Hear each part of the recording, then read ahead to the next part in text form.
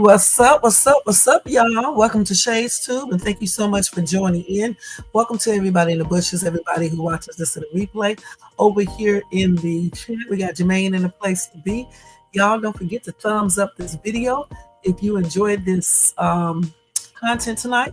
Also, if you are not subscribed to the channel, please subscribe below and hit that bell notifications so you can be notified of any upcoming videos. Make sure you share and leave a comment, and thank you so much. If you want to show additional support to this channel, feel free, guys, to do a super sticker, super chat, or a Cash App donation to $Shades2, or you can copy yourself a membership for $4.99 per month. All right? Thank you guys so much in advance. Let's go ahead and do that copyright disclaimer. Under Section 107 of the Copyright Act of 1976, allowance is made for fair use for purposes such as criticism, comment, news reporting, teaching, scholarship, education, and research.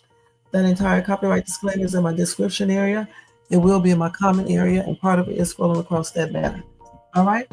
Happy and blessed Wednesday, guys, or Tuesday for some, and thank you guys so much for tuning in. All right. So tonight, guys, we're going to be talking about Diddy's day number 2 in court. Also, I got some information I want to tell you guys about Carmelo as well. Okay, so go get you something to drink, a relaxing seat bed. If you are at work, continue to do your job. Watch me on the download, or to listen and do not get caught. All right, and let's go ahead and check out what Shades 2 got to say. All right, all righty. Let me take this down real quick. Hold on, guys. Let me take this down.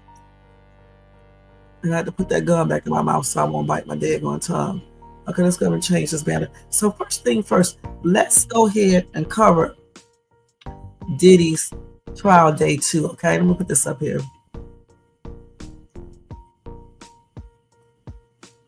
Okay, let me hide this and take this back up here. And I need to edit that. So some surprising things today. Y'all know that Cassie did go up to the stand and stuff. So she said some shocking things today. And so we're going to be talking about all of that and everything else that happened inside of that courtroom. Okay, so let's go ahead and get started with Diddy. Let me turn this music down a little because I definitely got it up too loud. Okay, I think that room is closed. I had to make sure because I can hear that washer so well. All right, so here we go. First thing first, let's go ahead and, can you hear me pretty good, Jermaine? No breaking up, right? First thing first, let's go ahead and recap some things. Let TikTokers recap some things before I start talking about it like we usually do, okay? So let's check this out. Let me go ahead and present. It was yesterday when I did, I forgot to share it. Let's go ahead and do this first while I get my information ready, and then we're going to go right into it. So, see which one I want to do.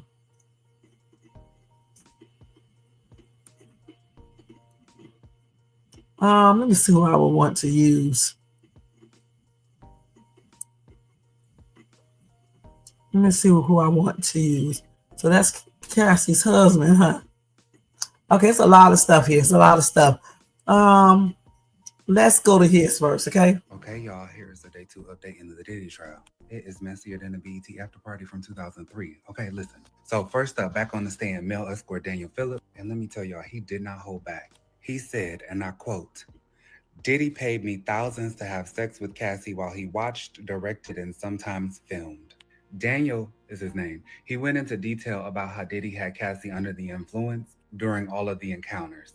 He said, and I quote, "She never looked comfortable. She looked like she was just doing what she was told." He also doubled down on the claim that one time in Miami, Diddy slapped Cassie so hard that she fell to the floor crying. Damn. He said that it was routine. And at one point, he testified that Diddy would throw wads of cash at people after these nights like it was just entertainment. And now the moment we all been waiting for, Cassie Ventura takes the stand. Cassie testified that her entire relationship with Diddy was built on fear, control, and violence. She said, and I quote, "He made me feel like I couldn't leave, like if I left, I'd disappear, or worse." She talked about being drugged and coerced into group sex. She talked about how he would do fucked up shit to her, love bomb her one day, and then beat her the next. She also told the court that in 2012 she tried to escape during a trip and he dragged her by her hair through the hallway of the hotel. And this is not the same video because there's video evidence and it's not the same video from 2016. And this is the video that the prosecutors are trying to show the jury as evidence. Now, y'all remember, this is just day 2. I have more from Cassie's testimony. I'm going to do a second video later on this afternoon, but I want to get through everything and read the transcripts and all of that, and then I'll report back later. Okay, let's see what else you got to say. More witnesses are coming. The prosecution is laying out a timeline of systematic abuse and control. And if even half of what I saw so far is true, this is probably going to be the biggest takedown the music industry has ever saw. Follow for more updates, like and share. I got y'all. Okay, let's see what else he got to say here. In the Diddy trial, it is messier than the BET. Let's see what else he got to say here, y'all. Hold on. Listen. So first up, back on the stand, male escort Daniel Phillip, and let me tell y'all, he did Let's not. see if he got part 2 up here real quick. Quote: Diddy paid me thousands to have sex with Cassie while he watched, directed, and sometimes filmed. Daniel is his name. Okay. He went into detail about how we Diddy don't had have Cassie any more up here during all of the encounters. He said, and I quote, "She never looked comfortable. She looked like she was just doing what she was told." He also doubled down on the claim that one time in Miami, Diddy slapped Cassie so hard that she fell to the floor crying. Okay, so we're going to stop sharing him real quick. Okay, so we just heard that little part. I was going to play some other people. Hey, Tony, what's up, what's up, what's up? Happy and blessed Wednesday to you, hon. Okay, so he just told us a little part of what happened in the courtroom with Cassie. Did you guys know that they also had everybody leave when Cassie came in because she is 8 months pregnant? That's tripped out, huh?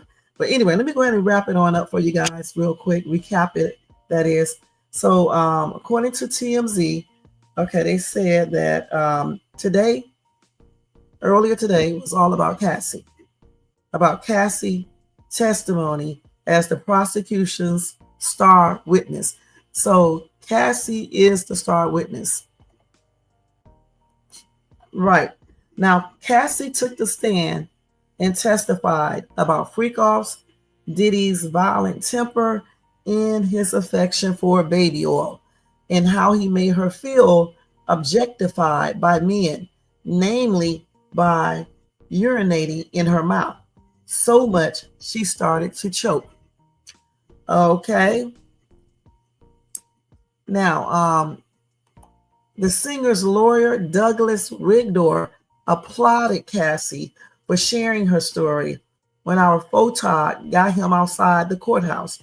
And he told us she's likely to be on the stand all day Wednesday, answering questions from prosecutors and being cross-examined by Diddy's legal team.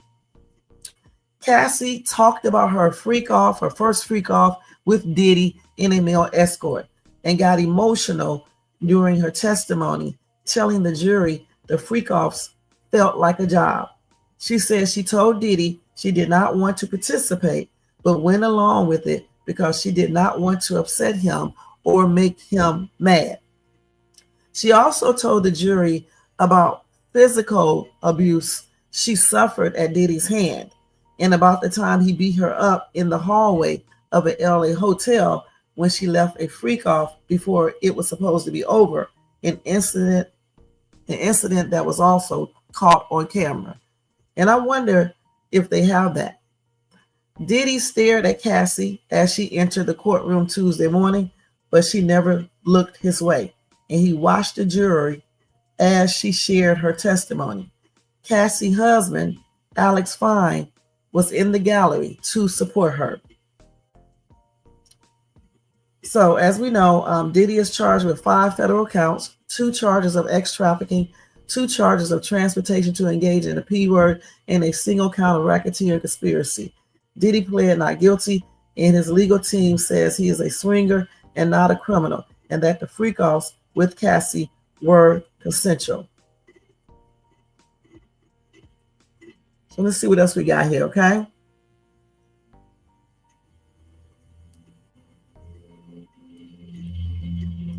So let's see what some of the disgusting things that Cassie said in court. So we already know about the urination. She also said that Diddy sometimes would urinate on her. She said that Sean urinated at the same time. He didn't give two shits about her if this is true, okay? She said that once when an escort peed into her mouth during the humiliating encounters, it was overwhelming. Okay, this is her in the courtroom crying right here on sketch.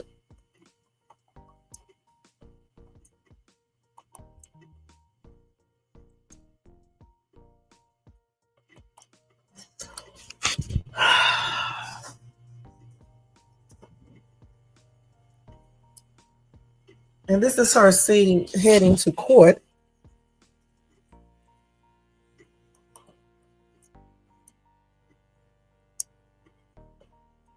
Okay. Okay, let's go ahead and go. And here's another sketch right here. Damn, I just might as well just stay standing up. I'm about to start downloading them to my computer and just share the screen. I'm about to start doing it like that. I may do that tomorrow. Okay. Oh God. So here is Cassie and Sean Combs. Oh, them when he cut that, they had that girl shave her head like this.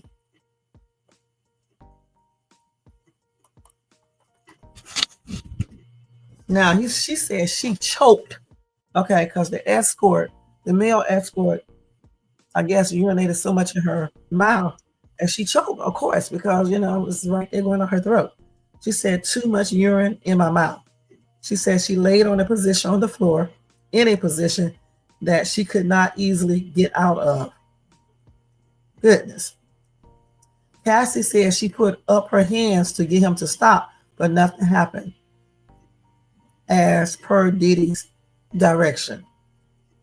That is disgusting, man, if this is true. That's nasty, okay? Okay, let me read a couple of these comments first, then we go on to the next stuff. Somebody said, before you rush to judge someone for staying in an abusive relationship, understand this. Abuse is complex. It's not just physical. It's emotional, psychological, and often invisible. Cassie, like many survivors, did what she needed to do. Blaming the victim is not just cruel, it's part of the problem. It makes people be silenced, it fuels shame, and it protects the abusers. If you want to help, start by showing compassion. And then somebody replied back and said, it's victim blaming and defending extra abuse all rolled into one. And then somebody else said, okay, but was she ever chained up and locked away that she could not escape her situation?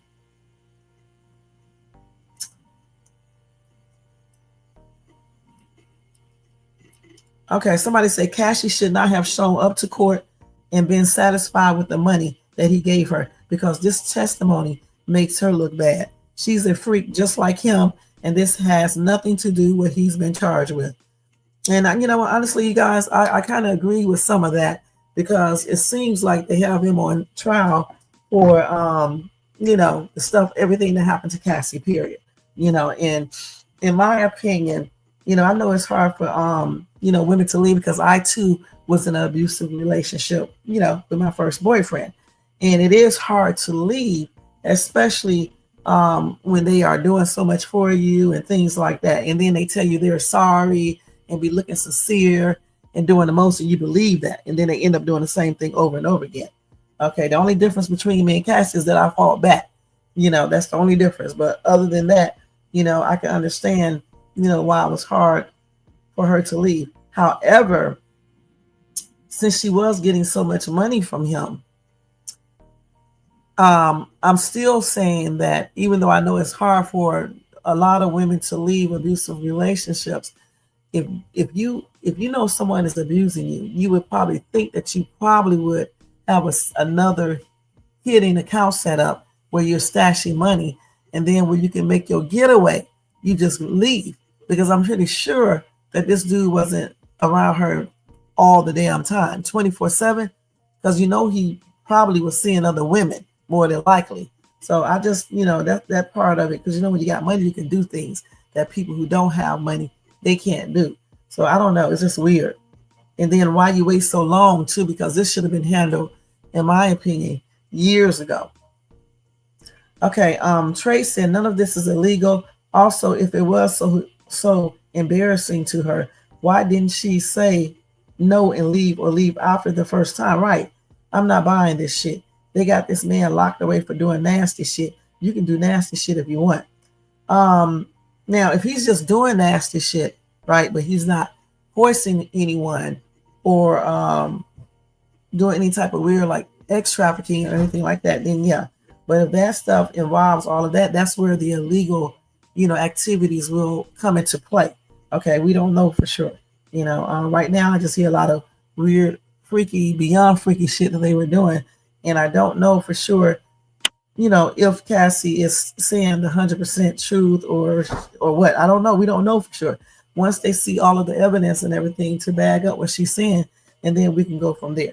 Or once we see the evidence that Sean's defense team has that says that she wasn't coerced, then we can go there. But until then, all we can do is just listen and see how, what everybody is saying and go from there. Okay, point blank. That pen in the mouth, though, is a hot ass mess, and forcing somebody to do that if that's what he did. Somebody said they kept coming back to the party, so I don't think coercion was going on. They liked it.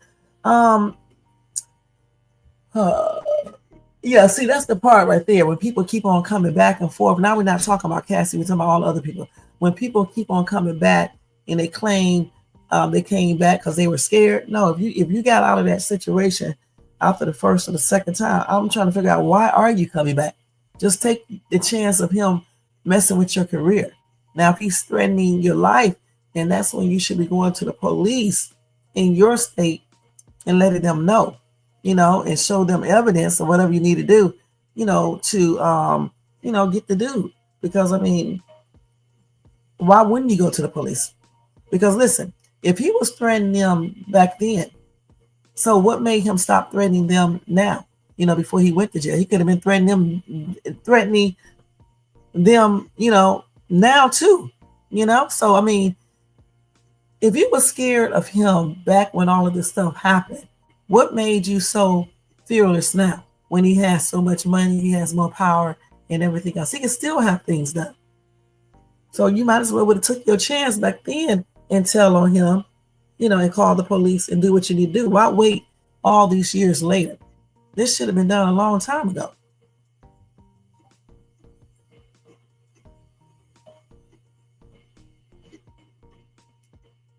Okay, so somebody said Diddy was smirking while she sworn in to testify against him. It's disgusting and just proves how evil he is, that he's getting amused by the suffering of others. The fact Diddy did this for decades is beyond disbelief and just proves how awful things were over the decades of nobody saying shit about Diddy.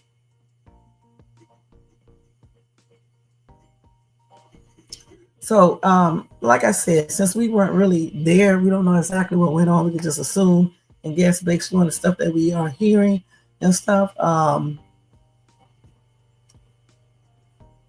And as far as the smirking that he was doing in court, he could be laughing for many different reasons. He could be smirking because he thinks he knows she's lying and she was participating in it on her own.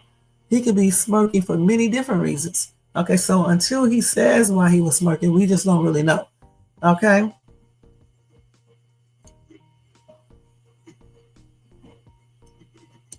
Okay, so another commenter said she should have walked away the moment he mentioned voyeurism, but the lifestyle and trappings of the high life kept her right there in his corner. She ain't innocent. And don't give me the overused excuse about battered women syndrome, because if she had left, he would not have had her to be on and to do the hella disgusting things she ended up doing. Greed and I don't even know how to pronounce this word. Covetous are two terrible sins. Okay, I guess it's convertedness. I don't know. Okay. And then somebody else said, right on. She is smart enough to leave and disappear on her own. She stayed because of the dollars. She could have took those dollars, though, in my opinion, and disappeared. Okay. You just open up a secret account, right? And the money that he's giving you, you save some of it and put it in that account.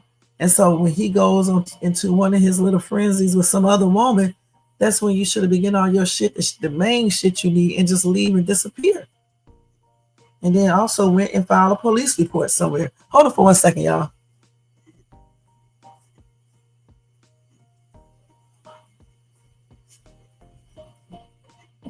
Hold on, y'all, for a second.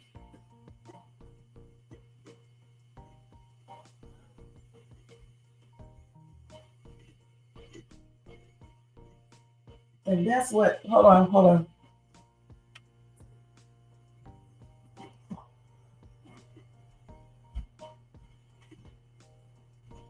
I knew this damn door was closed. But that washing machine up. I knew it wasn't closed.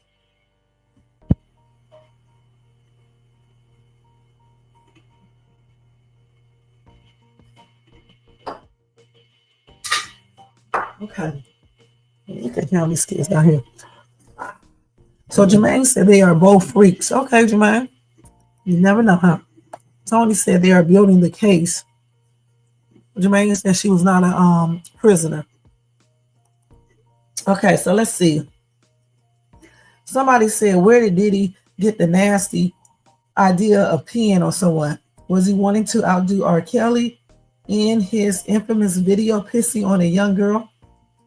Whatever reason, Cassie stayed with him. Only she and he knows. The money, the celebrity lifestyle, the excitement for her, maybe, or getting caught up in something she never expected to happen to her by her boyfriend, Diddy. I think Diddy lured people into his web of deceit, control, and deep harmony of hatred towards women because of possible childhood traumas. Regardless, he's a monster. He is the boogeyman to women, children, and men alike. Okay.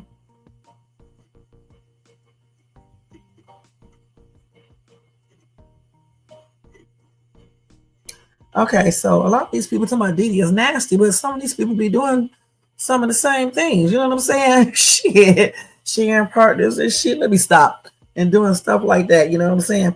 The pee thing, the golden shower, that's what it's called. You'd be shocked how many people be doing that stuff, y'all. Okay, you would be shocked. Look it up.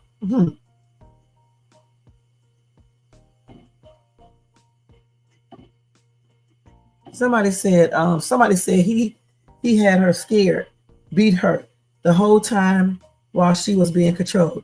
I wonder if he would threaten her life or loved ones. This monster that never had a mother was rich and catered to people that were multi-millionaires that wanted to have a good time, get off at other people's expense. Somebody said, yeah, right. She stayed because of those dollars. Simple, fools. Okay?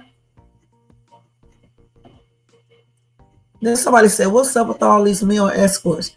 Diddy was definitely getting his salad tossed. Okay? Okay, so anyway. So let's see what else Cassie said. So Cassie also alleged on the stand while testifying in Diddy's criminal trial on Tuesday that she used to call Sean Diddy Combs Pop Pop. Pop Pop. Okay. She explained that he allegedly wanted her to refer to him by whatever nickname she used for her grandfather. Although she did it, she now views the demand as disrespectful. So the claim stems from Cassie's discussion about the psychological abuse she allegedly dealt with at the hands of Diddy. She also claimed that Diddy's insistence on her involvement in freak-offs led to her music career coming to a halt. A lot of the things I didn't actually come out, she revealed. She added that she recorded hundreds of songs that never was released, and she wasn't paid for. The freak offs became a job, she said. She said there was no space to do anything else but freak offs. So they were doing freak offs all damn day and night. Now, elsewhere, during her testimony, Cassie reflected on the start of her romantic relationship with Diddy. She said, I wanted to be around Sean for the same reasons as everyone else at the time. This exciting, entertaining, fun guy who also happened to have my career in his hands. It felt special because not a lot of people got that time with him. She added that the first time they had X was during a vacation to Miami, where Diddy introduced her to ecstasy. She said, I would become one of his girlfriends after that trip. One of his girlfriends.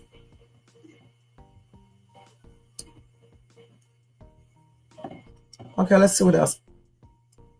So she also recounted the 2016 assault at the Intercontinental Hotel in Los Angeles. Let's see. Cassie explained that the beating was allegedly in response to the first time she ever tried to flee a freak off before it was over. Prosecutors finished Tuesday's hearing by revealing that they would need half the day tomorrow to finish Cassie's testimony. Judge Aaron Submaranian is also planning on ruling as to whether the media will have access to the freak-off videos that the jury will see at some point. Damn. That's going to be tripped out if we can see them, huh? Let's see what else they got. Let's see what else we got on here besides the piece, though. So if the judge let the public see the video, that's going to be something else. Let's see what else they got on here.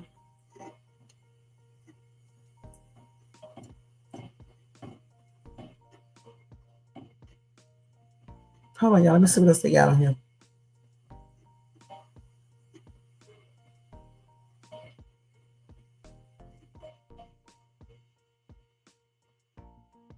So anyway, Cassie also told about how the people employed by Diddy would take her phone away or even take her laptop for undisclosed periods of time.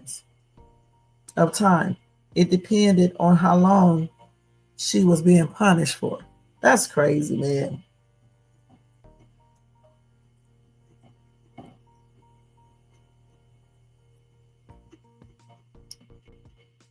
Now, while Sean Diddy Combs might have been trying to play nice with the jury, ex-girlfriend Cassie alluded to a history of him refusing to be kind to her. Cassie suggested that Diddy was often violent during their time together, with her feeling consistently afraid and disoriented. It seemed to Cassie that every time conflict would happen, Diddy would literally and physically take it out on her. Now, in describing the arguments Diddy and Cassie got into, Cassie said they were violent and usually resulted in physical abuse. She said he would mash my head, knock me over, drag me, kick me. And then she went on to describe how visible her injuries were, and admitted that these types of brutal fights were a regular occurrence. In a statement that seems to back up singer Aubrey O'Day's disturbing claims against Diddy, this violence appeared to stem from Diddy's need to have control. According to Cassie, if she did not behave the way he wanted her to, she was often met with stunning violence. Okay?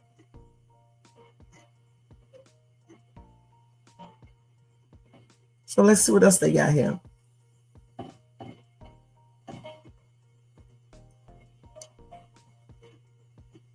So she also said that, hold on.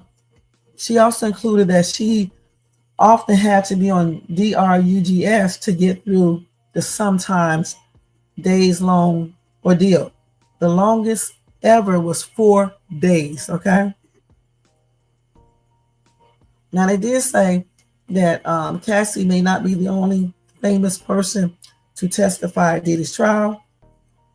There are other celebs who could take the stand in Diddy's case. Okay.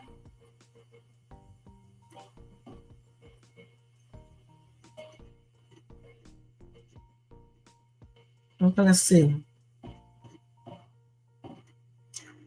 So let's see what else we got here. Hold on, y'all.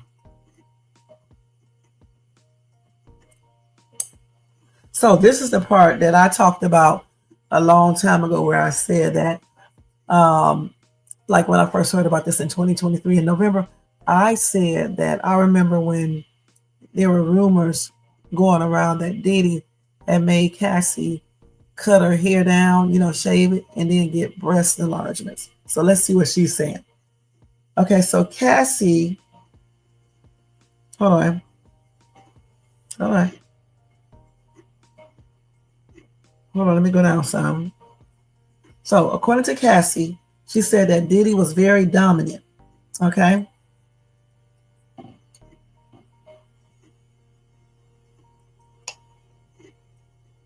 So they was asking her what all did Diddy do to her in regards to financial. They asked her who paid her rent in LA. She said, Sean, except when I had the house in Studio City.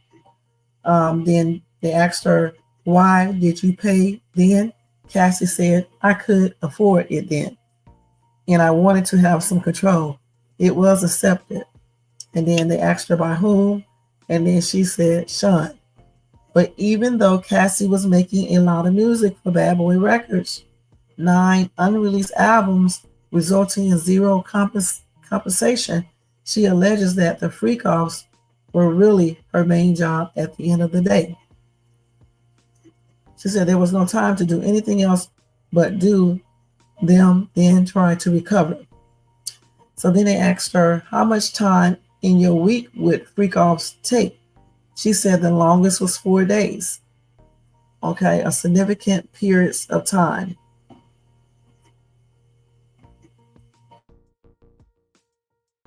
He said, how did you make money if your records were not being released?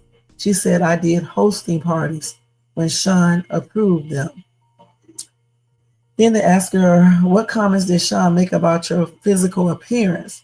She said that I look too Mexican with my hair like that. Okay. However, that wasn't all Diddy allegedly required. Then they asked, how did he like your nails? Cassie said white, French tipped. And then they asked hair. She said it varied. I shaved my head in 2009. Okay. And then they said your body. She said he told me to work out, prepare for the freak-offs. And then they asked her, how did you feel about his comments? She said it varied. Okay. Cassie would later add that her self-confidence would be taken away on top of tangible items like cars, money, and more.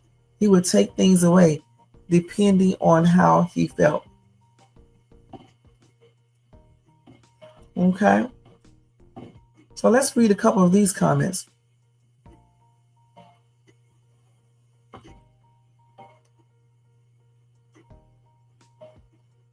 A commenter said he did not force her to alter her appearance.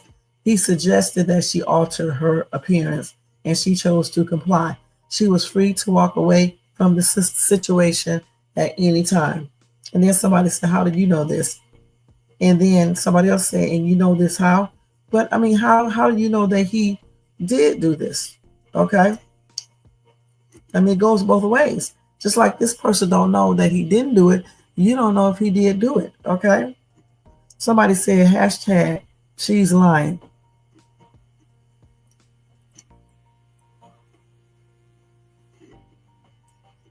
And then somebody said, and she complied, not the smartest.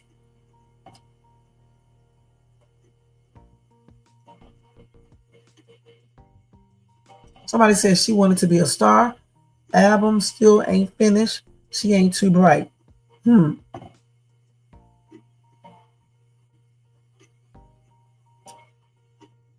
Somebody said, I'm curious why she did the freak off for him. She had to enjoy it at some level. Okay. You said, I guess I am not seeing a crime here. I mean, did he kidnap her? I don't think so. So then Cassie started crying in court. Okay. She recounted graphic details of the freak off she participated in, the freak offs. So in the opening statements, the defense noted Cassie and Combs have not seen each other more than 6 years. Okay. And of course, they saw each other for the first time on Tuesday. So y'all know they was dating for 10 years, more than 10 years, on and off. And she started crying in court on and off. Okay.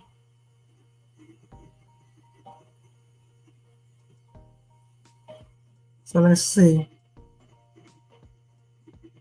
So she said she met Combs when she was 19. He signed her to his label. Of course, there was a 17-year age gap, she noted. She testified the two first kissed when she was 21.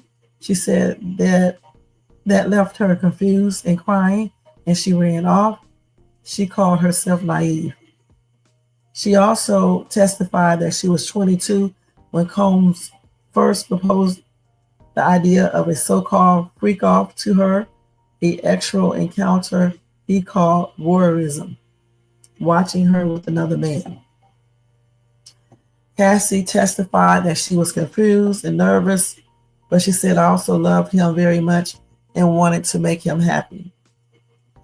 She testified that while she wasn't interested in participating in them after the first one, she felt like she had no choice because he had blackmail material. Okay.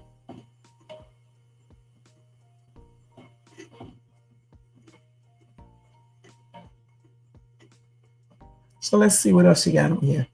And then she testified that Sean would supply drugs and they would drink alcohol. Combs would direct everything between her and the escorts, including how often to apply baby oil, sometimes using up to 10 large bottles. Okay. And then Cassie was asked if she enjoyed any of it. She started crying and said it was the one-on-one time with Combs she enjoyed because otherwise there were so many people around him all the time. That's crazy. Hey, J4, what's up? What's up? What's up?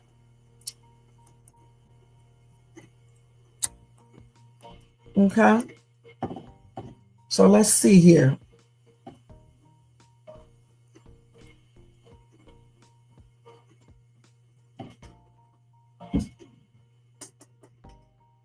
So anyway, I want to come back to this because I want to tell you. Well, I guess I can go ahead and tell you guys. So they start talking about the elements of racketeering. A legal analyst, David Seltzer, said racketeering is a big element, big time charges, and what they used it for back in the day was to prove gangsters committed crimes. They are trying to make Diddy a gangster.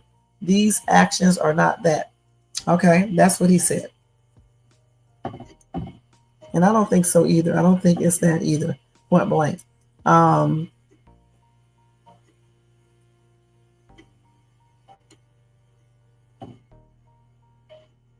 So let's see what else we got here. Let me see what I got on my other thing because I think I got some more details on the stuff that she said. Hold on, let me check to see. Let's see what Jermaine sent me. Okay, let's see. Can you send me some information, Jermaine?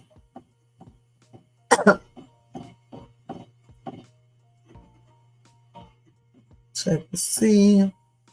Okay, this is something else right here. Hey, Kim, thank you so much for tuning in. I thought you sent me. I thought you sent me some more information. I thought you told me they really talking about some graphic stuff. Make sure I don't say it. Okay, well let me look and see what else I got. What else did Cassie say? I think I covered everything. Oh, let me look at this right here. Hold on.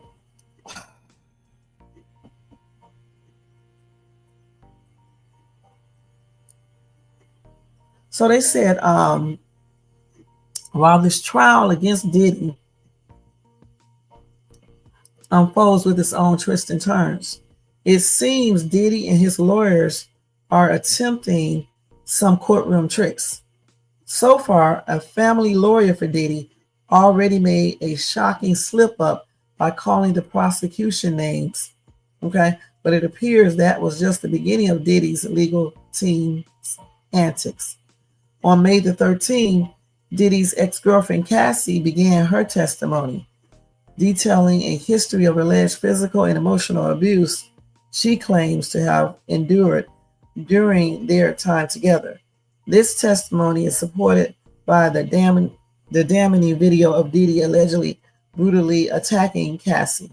However, before Cassie could even take the stand, Diddy's legal team already tried to pull a fast one on her by requesting that Cassie's husband, Alex Fine, be removed from the courtroom. Now, according to the Daily Mail, Diddy's lawyers requested Fine leave the courtroom during Cassie's testimony, as they might want to include Fine as a witness at a later date.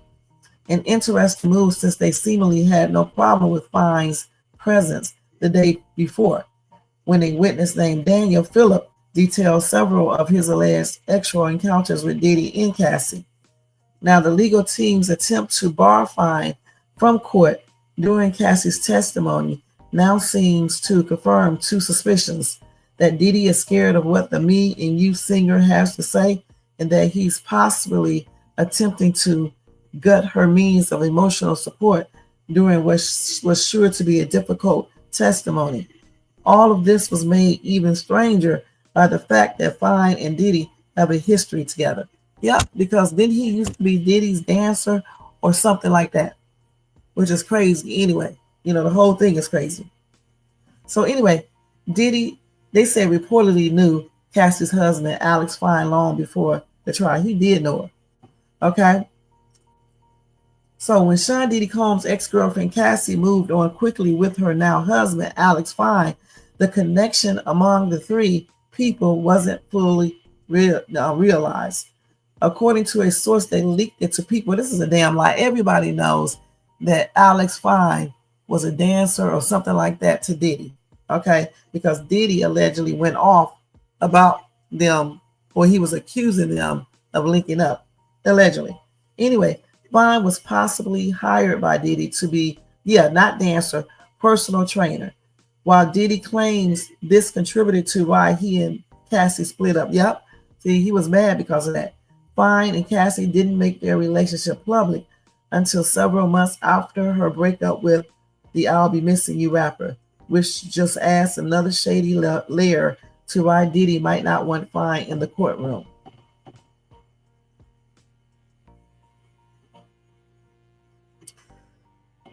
So, so that wasn't like a secret. Everybody knew this already. That Alex Fine used to work for Diddy, and Alex Fine and Cassie started like linking up, and Diddy got mad, and there was a whole bunch of stuff back then. Okay, we all know this already. This is old news, and they act like this just came out. Let's see if anybody else know this. Somebody said Cassie got to add more to the story to justify the millions she got from Diddy as hush money, and here she is singing like a jaybird. She's making it seem like it was all Diddy when she stayed in the relationship, but for years knowing that she was in it too. Girl, give me a break. Somebody said mud shark. What does that mean?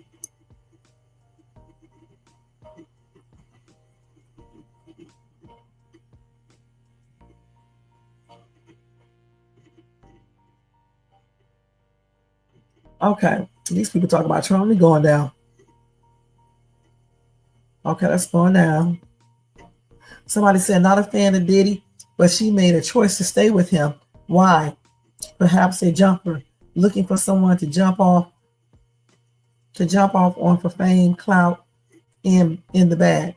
Sad people would do anything for money and then want to play the sympathy card. Why? He settled, probably from the advice of his attorneys, because of the tape from the hotel. But years later, she still stayed. This was all grown ups. They knew what Diddy was about. I just feel sorry if there were children involved. Then keep his ass in jail and throw away the key. But with grown ups, oh well, no. So the thing about it, let me say this again. For years, and I mean years, Diddy, there have been Diddy rumors, okay? Because I remember when he used to do that all white party, and I used to be like, oh, I wish I could go to that. And then, um, they were having rumors then saying that at another party, people were just getting, really crazy at the other party, not at the all white party, but the party that came after that.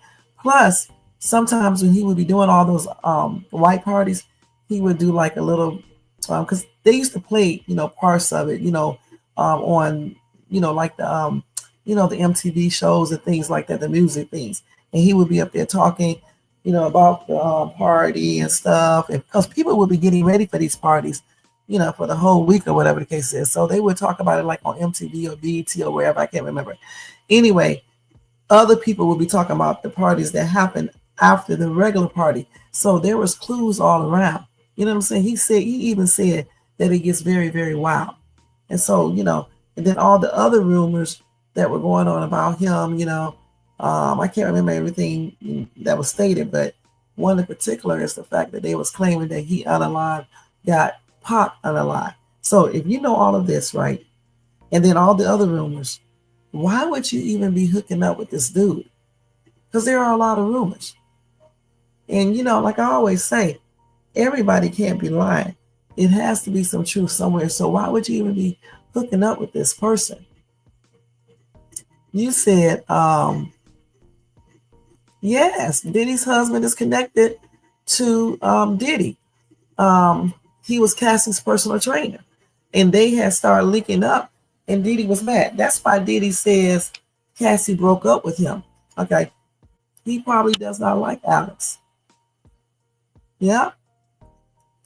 Not saying the allegations is not true, Shay, but seems like it can be some motive being that both Cassie and her dude connected to Diddy.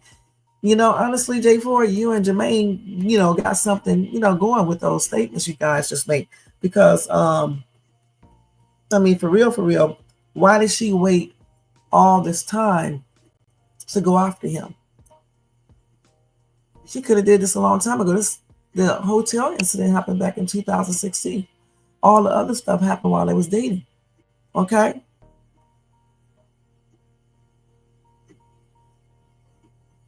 Right. They used to always say that, because I used to be like, damn, I wish I could go to this all white party, because everybody would have on all white, all the stars would be there laughing, looking like they was having fun and things like that. And he said after that white party, the real party began.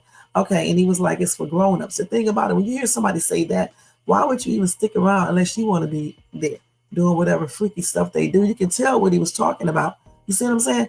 So if a woman meets Sean Combs, right, and then this woman hears all these rumors and stuff, honestly, that would deter me from talking to him. But these women still chose to talk to him. This is crazy. It's crazy. And then he's seeing other women. So what, you sharing this dude? And that's true. So you never know who's behind all of this.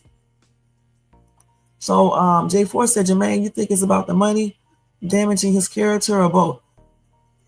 Or truly want him to go going on the allegations? Go down. Jermaine said both.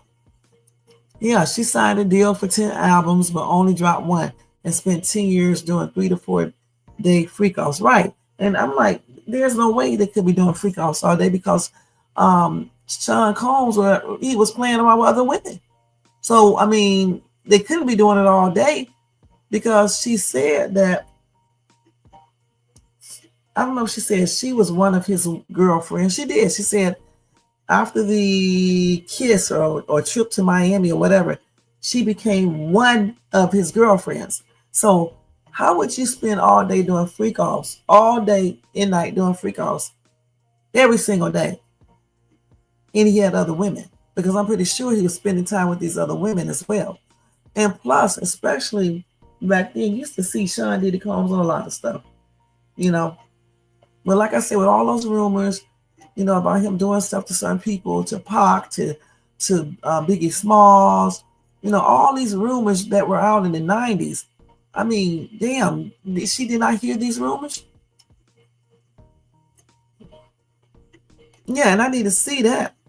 So let's see what you sent me, Jermaine. Just plainly crazy.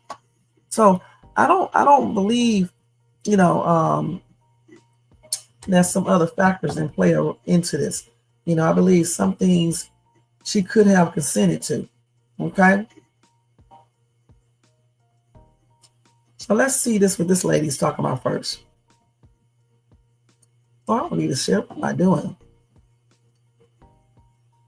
So this trial attorney, her name is Deanna. I think it's Deanna. Deanna Paul believes the defense in Sean Diddy Combs' ex-crimes trial will continue to argue that the music mogul's actions were not illegal. She said the point of their argument is that, these were two consenting adults. And even though there is some behavior that not everyone deals with on a daily basis, whether it's group X or DRUG use or multiple partners, those are things that, while they might make us uncomfortable, discomfort isn't a criminal act. And that's what this lawyer, told News Nation. And she said, and the defense is going to keep hammering home for this idea that immorality is not the same as being illegal. Okay. Combs' ex-girlfriend Cassie took to the stand where she testified about the infamous freak-offs in her relationship with Combs, as we know.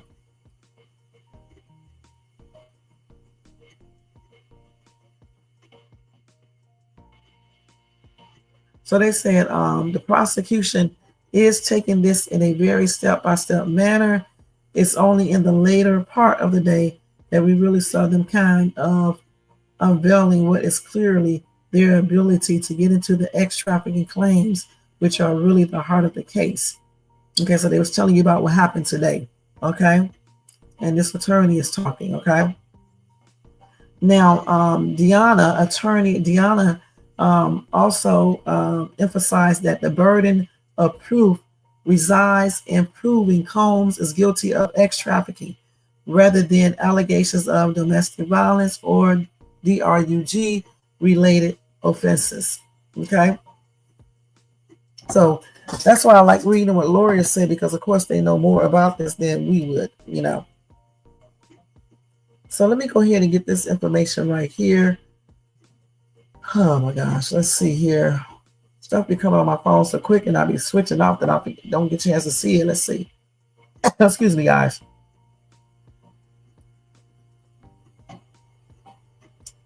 Hold on for 1 second. I'm trying to find that news article that just came up. What did it go? What is the daggone thing on my phone? Oh, here it is right here.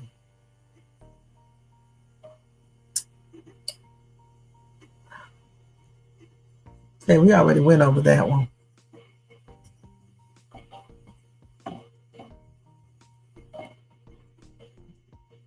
So I need to get this information too, so I can tell y'all this. Okay, let's see what else I got for Diddy. Oh, so when Cassie said when Diddy used to beat her allegedly, his eyes would just go black. Okay, they would just go black. But they probably went black because he was probably high on drugs when he was beating her. Okay,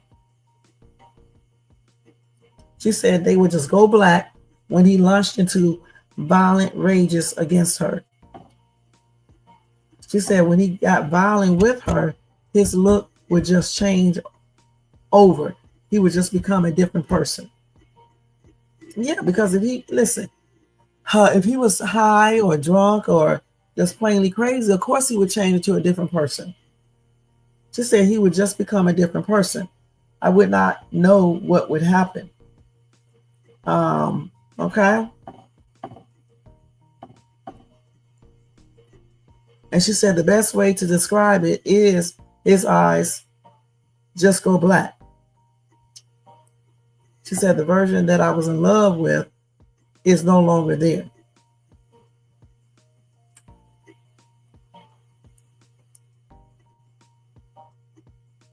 So she claimed he used to abuse her for anything, even when things didn't go right in his life. Okay. She said he often said, fix your face or watch your mouth. She should have told him, watch your damn mouth. Okay. For real. Shit. Okay. That's what she should have said. Okay. So let me see what Jermaine sent me.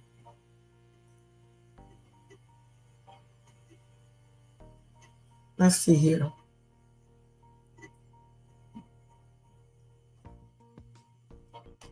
So also Cassie alleges that Diddy rushed out of a freak off to confront Suge Knight. And I think I had told y'all a story like this before. Let's see. Cassie alleged that Diddy once left one of his freak off parties upon learning that Suge Knight was at a nearby diner. She claims he gathered up a posse, I remember telling you guys this, to find him and took off, leaving her terrified to what might happen.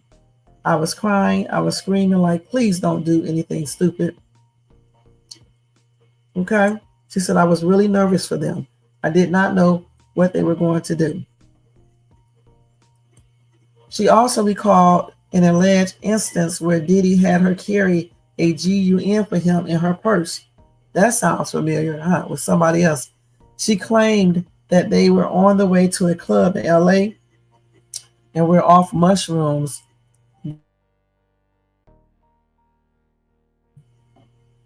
Cassie spoke in detail about her romantic relationship with Diddy and the freak offs. Okay, so we already went over that one right there, okay? So we already read that. That ice cream looked good as shit. So let's see what else. So we already talked about this. So tomorrow her testimony will continue because I mean it's a lot of shit she's revealing in this trial. And I'm pretty sure she has a lot more to reveal, okay? Thank you, Jermaine, for that right there. Let me make sure I covered everything that I have on this daggone trial today with Cassie taking the stand. So let me tell you guys some major players in Diddy's trial, okay? Let's read y'all comments over here first. Okay, y'all talking to each other. He said, based on 2 days of the trial, I'm struggling to see where's the RICO. It seems more like a domestic violence case. That's what it seemed like to me too. That's what I was just saying.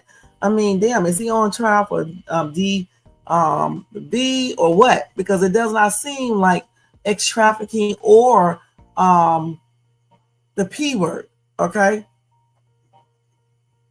So you said unless the prosecution team is getting ready to take a different angle by showing the jury that Diddy is and was a monster. I think that's what they're trying to do. But if Diddy is absolutely innocent of certain things, I just hope that his defense team, has proof to prove that. He has some pretty good defense attorneys. So I just hope they have evidence to prove, what Cassie is saying may not be entirely true. Now granted, I do believe he probably did force her, you know what I'm saying? And make her do stuff. But at the same time, I also believe that she willingly did things. All right. Now the problem comes in if he forced her to do anything. Now you said my cousin stayed with her boyfriend for 15 years until he deleted her. We as family members tried to get her from him.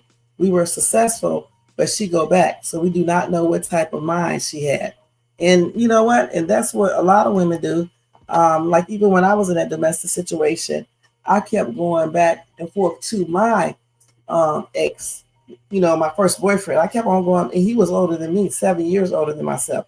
And I kept on going back and forth to him the same way. We kept on getting back together, even though I fought him back, all the time, you know, still just the whole thing of, having to do that, you know what I'm saying?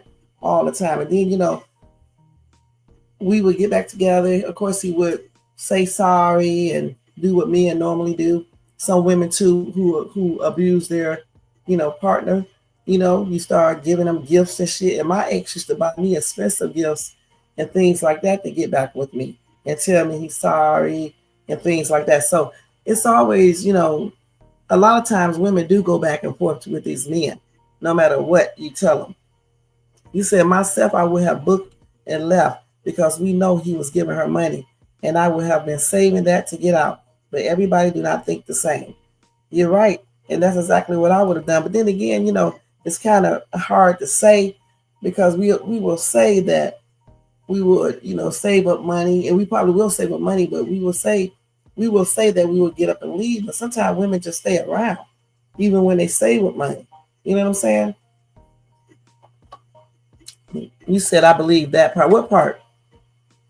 So even when we save up money, sometimes we just go back, and I don't know why. But I guess some women do be in love with these men and shit, and it's just harder for women to leave, relationships, even when it involves domestic violence. Just like in my case, we had our kid, those, my two oldest kids at that time. So of course it was going to be, hard for me to leave and stuff. But I mean, I could have still left, eventually I did, that's why I relocated to Atlanta, but I still let him come back. I told you we women be doing crazy shit. I was in a whole nother state and still let him come out there. So, but eventually I, got older and realized, this is not going to work because he be doing the most. Plus he got on, what? So, I was like, this is not going to work because he's doing too much. You know what I'm saying? He's doing too much. And finally, I let the whole relationship go and moved on. And sometimes that's what we got to do. But we don't need to be waiting all these years because I also waited for a long time. It was like a long time. Let me see it. Because I moved in 90s. Okay, let's see, in 92 or somewhere around that time. So yeah, shit, it was about 8 or 9 years. Okay, so that's a long time. It's too long. It is too long. So anyway, let's see here. So they did say some key testimonies have come from his ex-girlfriend, Cassie, who described being forced into drug-fueled Group X events branded freak-offs, and male escort Daniel Phillip, who claimed he was paid to engage in actual acts with Cassie while Diddy watched and directed. Okay. Then the surveillance footage from 2016 showing Diddy assaulting Cassie at an LA hotel. They presented that as evidence. Now, the defense argues that all encounters were consensual and part of a swinger's lifestyle. As we know, Diddy has pleaded not guilty and remains in custody. If he is convicted, Diddy could spend life in prison. And they say different things every time I read this. So here are the key players. Sean Diddy Combs, okay. Cassie Ventura, Carrie Morgan. She is a former close friend of Cassie. She is mentioned in both Cassie's 2023 civil lawsuit and recent court proceedings as someone that directly impacted by Combs' alleged abusive behavior. All right. Then we got Judge Aaron Submaranian. That is the U.S. District Judge for the Southern District of New York, who is presiding over Diddy's federal ex-trafficking case. Mark Agnafilo, of course, that is Diddy's prominent criminal defense attorney. Okay, he's the lead defense attorney in Diddy's legal trial, in his trial. Okay, Tenny, I forgot how you say her last name, Geragos. She is a criminal defense attorney and a founding partner at the law firm Agnafilo and Trader LLP. Okay. She is the daughter of Mark G., a prominent criminal defense lawyer whose previous clients include Chris Brown, Michael Jackson, and Riona Ryder. Okay, and then we got Mark G. He is one of the top criminal defense lawyers in entertainment.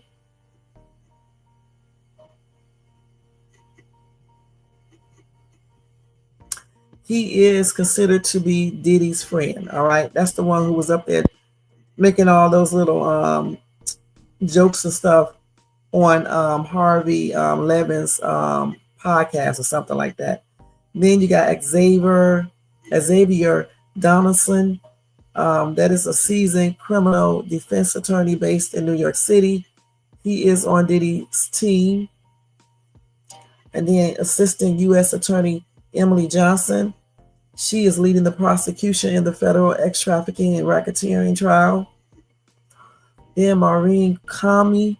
She is a seasonal federal prosecutor serving as the lead attorney in Diddy's federal ex-trafficking case. Then Al B. Sure. He is expected to testify in Diddy's federal ex-trafficking and racketeering trial. Then Kim Porter. She was a model actress and the mother of 3 of Diddy's children. Okay.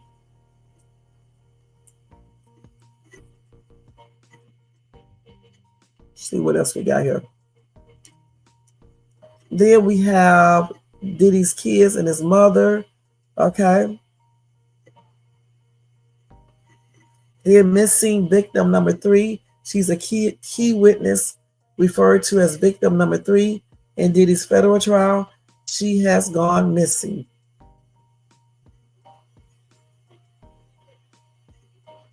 Yeah, she is missing. Okay, so Israel Flores is a Los Angeles Police Department officer who previously worked as a security guard at the Intercontinental Hotel in Los Angeles. He was the first witness for the prosecution to be called in Diddy's trial on Monday.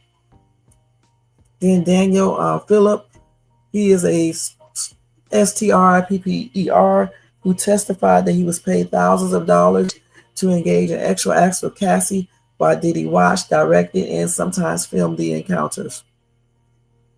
So those are some of the key players, okay? I don't know who else is included. I guess we will find out in the next upcoming days, okay? Period.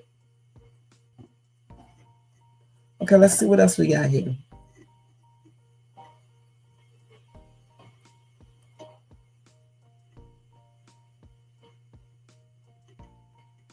Okay, I think I covered everything. Hold on, you guys. Hold on.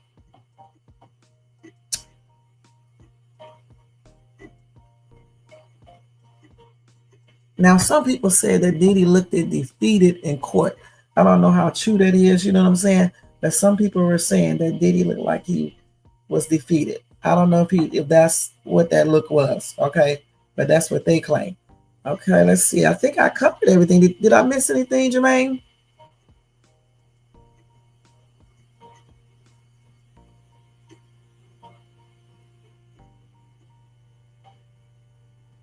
So let's see.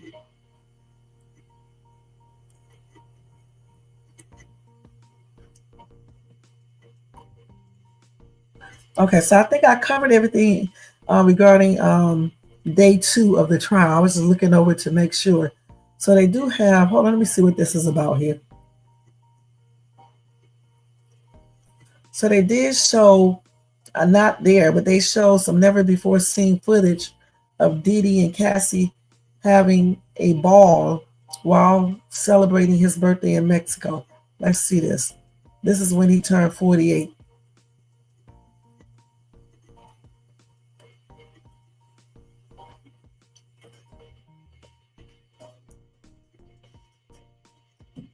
So again,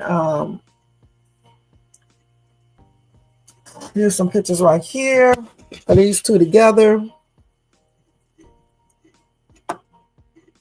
And hopefully they be showing pictures. The defense should be showing some pictures in that courtroom.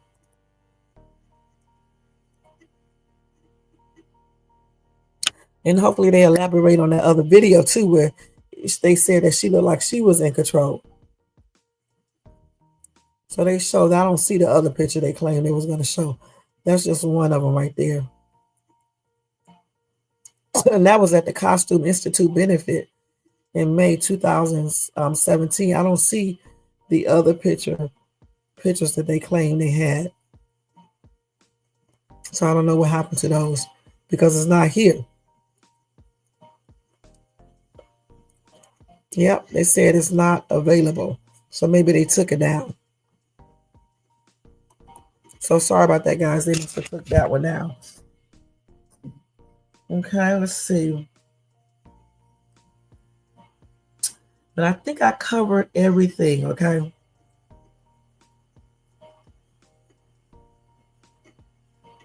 I think that's everything. Let me just make sure. Yep, I think that's it. So, what do you guys think about all of that? Do y'all think that Diddy is being defeated? Or do you think that Diddy's defense team will come out with some very harsh cross-examination tactics that will prove that Cassie was not coerced and that she enjoyed stuff and she was willing to participate in all these things on her own? Do y'all think that his defense team has evidence that will show this? So let me know in the comment section if you like. And I'll be back tomorrow to do Diddy's trial day number 3 later on tomorrow night. So everything, I can have everything. But I think I covered everything. I think that's everything that happened today in court and stuff. So this court case, they claim may last for about 8 weeks. But so far, I don't see any type of X trafficking or P word. Okay, it just seems like a lot of weird shit going on. Some very kinky stuff. Some things it seemed like to me that Cassie did on her own, but some things he might have made her do. That's all I can say. I don't know for sure because I wasn't there. And Jermaine said the feds are reaching. These prosecutors are clowns. And you say you don't think so. And Kim said that's what it seems like, domestic. So again, I don't see all this other stuff that they're saying. I'm sorry, because it just, seems to me they're just more into him beating the crap out of Cassie and what happened within that relationship. And then you got that witness number 3, the one who claimed she was forced to get some type of medical procedure. They can't even find her. Okay. They can't even find her. And let me tell you something. Some of the people, before they pick their final people, some of the people who were in the jury selection, some of these people said they were scared because we already know when people have a lot of money, what they can make happen. So this whole entire case is going to be a trip. Just put it like that. And yeah, I don't see it. I just don't see it so far. I don't see the X trafficking. I don't see the P word thing. I forgot what did they call that. I just don't, I don't see the racketeering or anything. I see the domestic violence. I see maybe he was definitely abusive. I definitely see that. But I just don't see all the other things I just named, and if they are trying to charge him on that, it depends on the evidence that they have. It may be, something that he may have to answer to. I don't know. But the racketeering and the P thing, I don't know about that. I don't know about that. Okay, so that's it with Cassie and Diddy for tonight. Let me go ahead and cover this real quick because I got to cover this. And we did good. Only an hour and 15 minutes on Cassie and Diddy. So now I want to go ahead and cover this story about Carmelo that Jermaine brought to my attention. But before we do that, let me just tell y'all that they did find out a little bit more information on Tory Lanez. Okay. They said it was a convicted murderer Hold on, let me change this.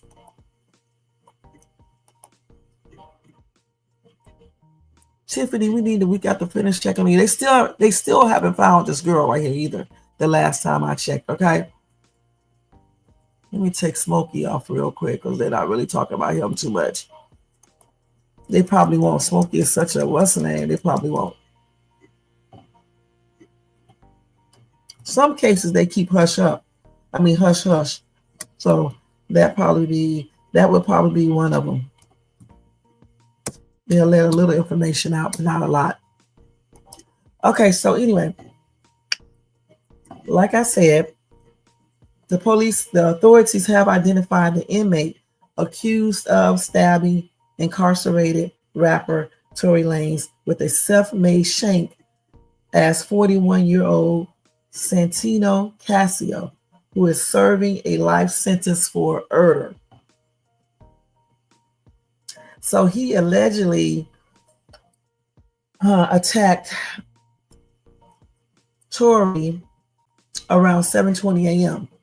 Monday in a housing unit at the California Correctional Institute in, I don't even know how you pronounce this. I don't know what the hell it says. Tehchapi. I don't know. Tehchapi.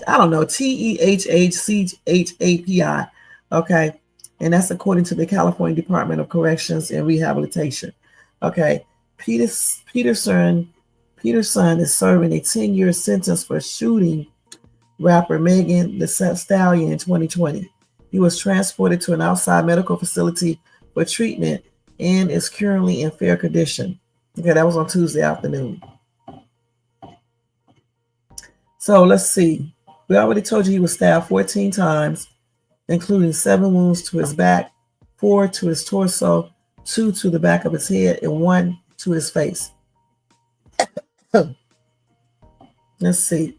So anyway, they put the other dude, Casio, in restrictive housing while prison officials in the Kern County District Attorney Office investigate the attack.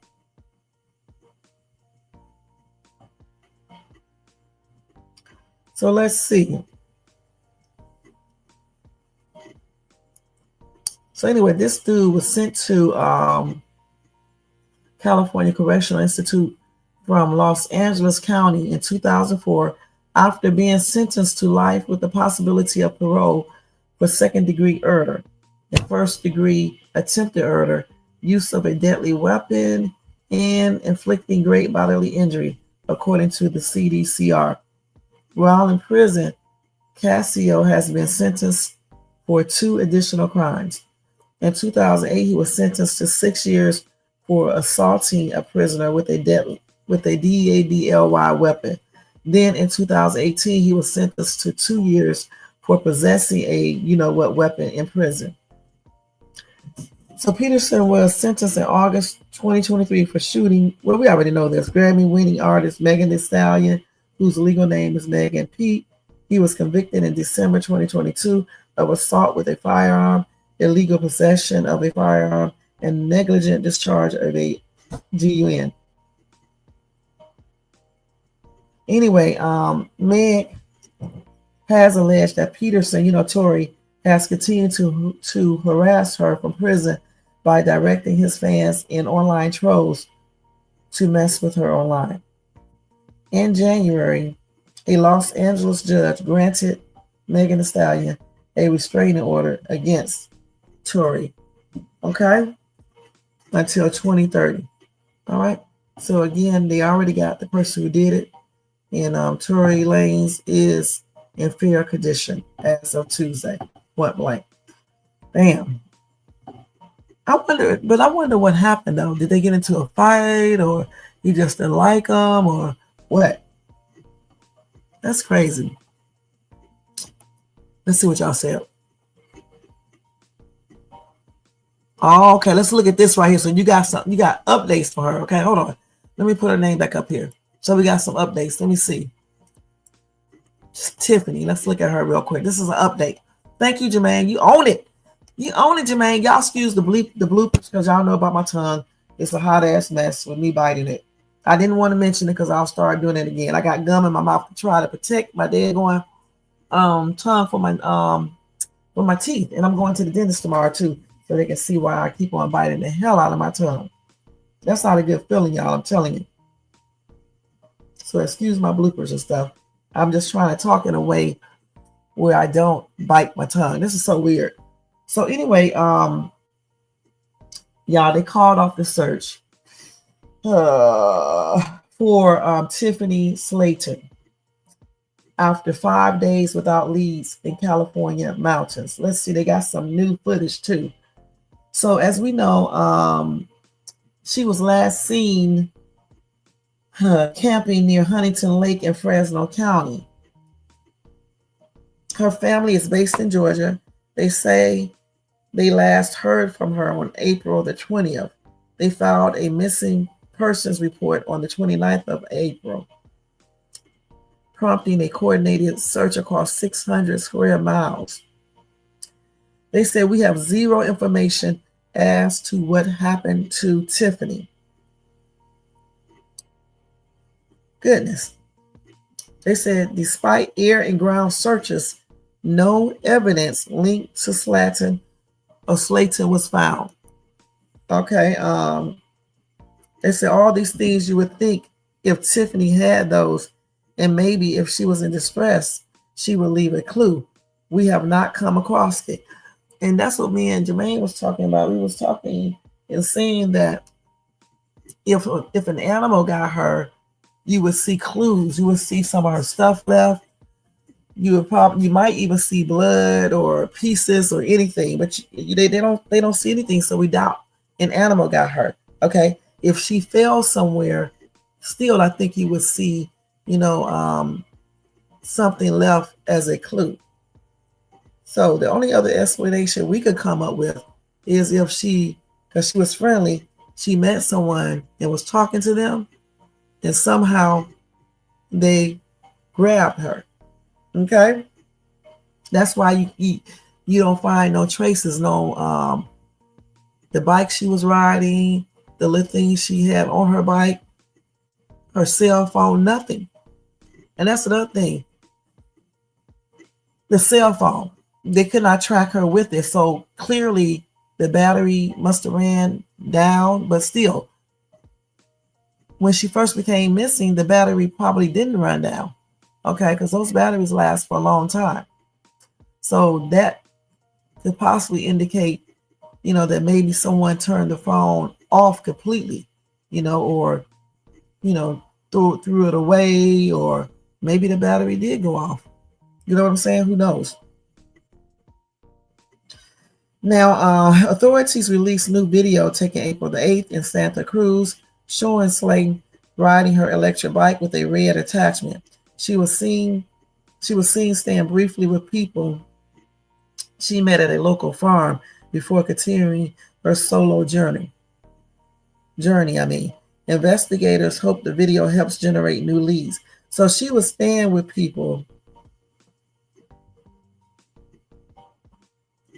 So did they? I'm sure they checked out those people too.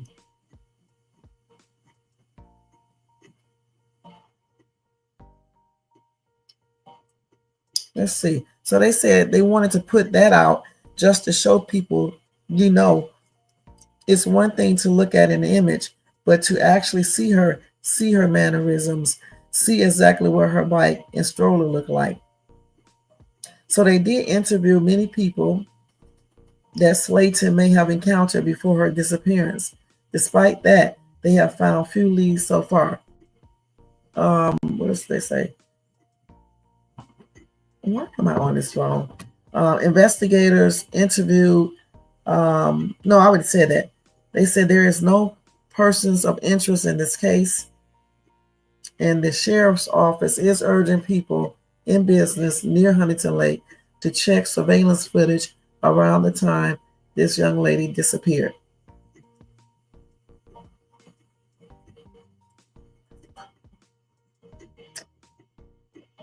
Now, anyone with information on her whereabouts can call the Fresno County Sheriff's Office at 559-600-3111. Again, that number is 559-600-3111. Okay. And they said at this time, the family has not provided any further comments other than the ones that I showed you guys the other day when I covered that. So I don't know, guys. This is a strange case. My prayers are with, her family and with her. Again, I just do not believe an animal got her. I don't believe she fell anywhere because there's nothing left behind. Okay, I believe, and I hate to say it, I believe some kind of foul play is there. Okay, point blank. Because no one just disappears, without a trace. Nothing. The bike is gone. It seems like, just like Jermaine said to me, that she might have met someone. They were acting friendly to her, and they, encourage her to go somewhere with them or whatever the case is. And next thing you know, she may be trapped in somebody's damn house or something. You just never know. You just never know. Because whatever happened to her, they took the bike, they took her little attachable thing, her phone, everything that she had is gone. They don't have any traces of anything, unless they took her to a remote part of that daggone forest where no one searched. You just never know.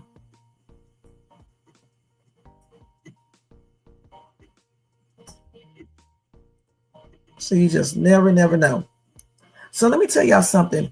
On Law and Crime, they created an exclusive video recreation of Diddy's trial, powered by artificial intelligence.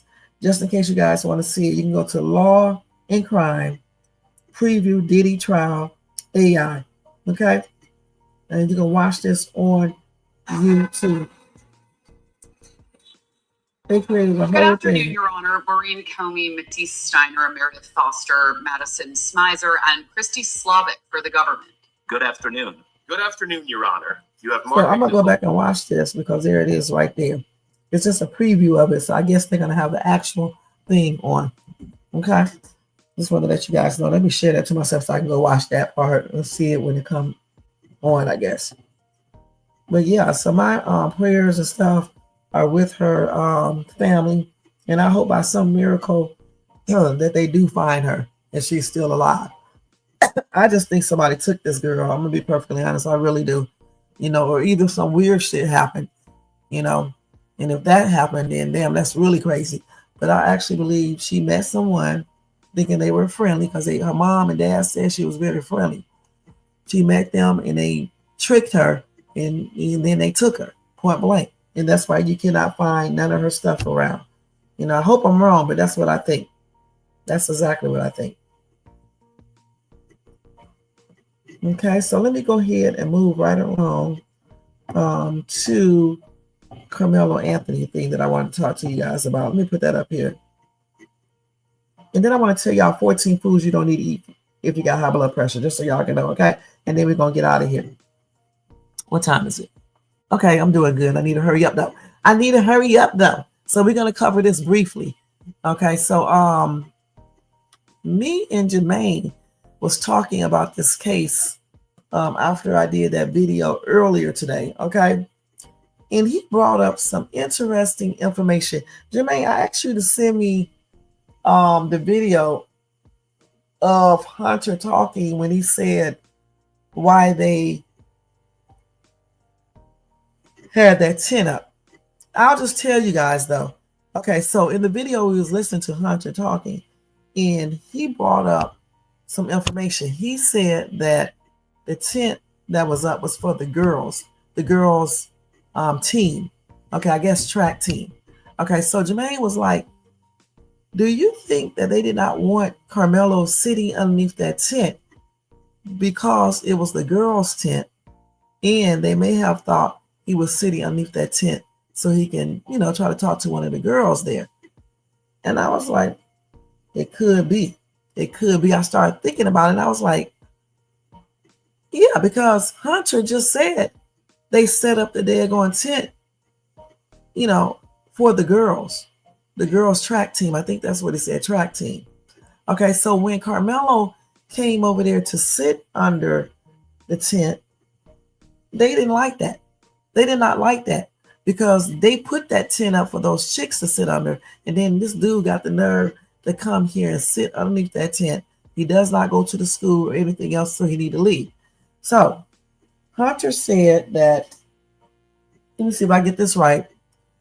He said that he said two different stories. One of the stories he said that they were sitting in front of the dude and they asked him, I think he said he was talking smack or something stuff. He was talking all some junk, smack or whatever the case is. And I'm like saying to myself, I guess because Austin asked him, did he go to the school? So Hunter claims that Carmelo started talking smack. And I thought about it. And I was like, I don't believe he just started talking smack. Honestly, I believe, this is what I believe. I believe, regardless of who came to the tent, if they were sitting in front or whatever, that's irrelevant. I believe that they were teed off because Carmelo sat underneath that tent knowing that tent isn't his. And they had set that tent up for the girls. And so they was like, why the hell is he over here? Because, they don't want him over there because he'll probably try to talk to the girls or whatever the case is. He don't go to the school. So why is he over here in the first place? All right, period. So Austin decided to ask him, do you go to the school? What school you go to? Whatever the case is. So then I believe Carmelo said,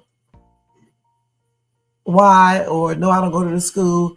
And when Austin told him he needed to leave, I believe Carmelo said, make me leave. I'm not leaving and going anywhere. Make me leave. But I also believe the reason why Carmelo might have said that is because, just like Jermaine said, Austin probably said it in a rude way, a disrespectful way. Okay. Trying to look all good in front of the girls. And then I believe Carmelo answered him that way because he didn't like the fact that Austin approached him, asking him or telling him to move and things like that. And plus, he did not want to be embarrassed by the chicks as well. I'm beginning to believe this. Okay. And so since he would not leave on his own, I believe, according to Hunter, because Hunter said that his brother walked over to him, I believe that's what he said. And he said that his brother took or either threatened to take Carmelo's bag. So I believe when Austin came over there and approached him and they got into a little argument and things were said, I believe that Austin could have told him, I'm going to make you move. Okay. And not like they were saying in the police report or anything. I think he said it in a very, very aggressive manner. Because remember, you got the girls looking, that's why nobody went to tell the coach, because they were sitting there instigating everything and watching. Okay. And then, of course, you got all these chicks watching and stuff. Both of these boys are going to act like, their egos. Okay. So they're going to be, going back and forth at each other. Okay. So I think during that time, Austin probably said some things. Carmelo probably said some things. I'm not leaving and stuff. I don't know what Austin said to him. I don't know if Austin said something to him. And then he said, if you touch me, you're going to see what happened. Or if Carmelo just told him that because he felt as if Austin was going to touch him based on Austin's body language. Because we don't know for sure if Hunter went over there with him. Okay. And they both were, doing the most. All right.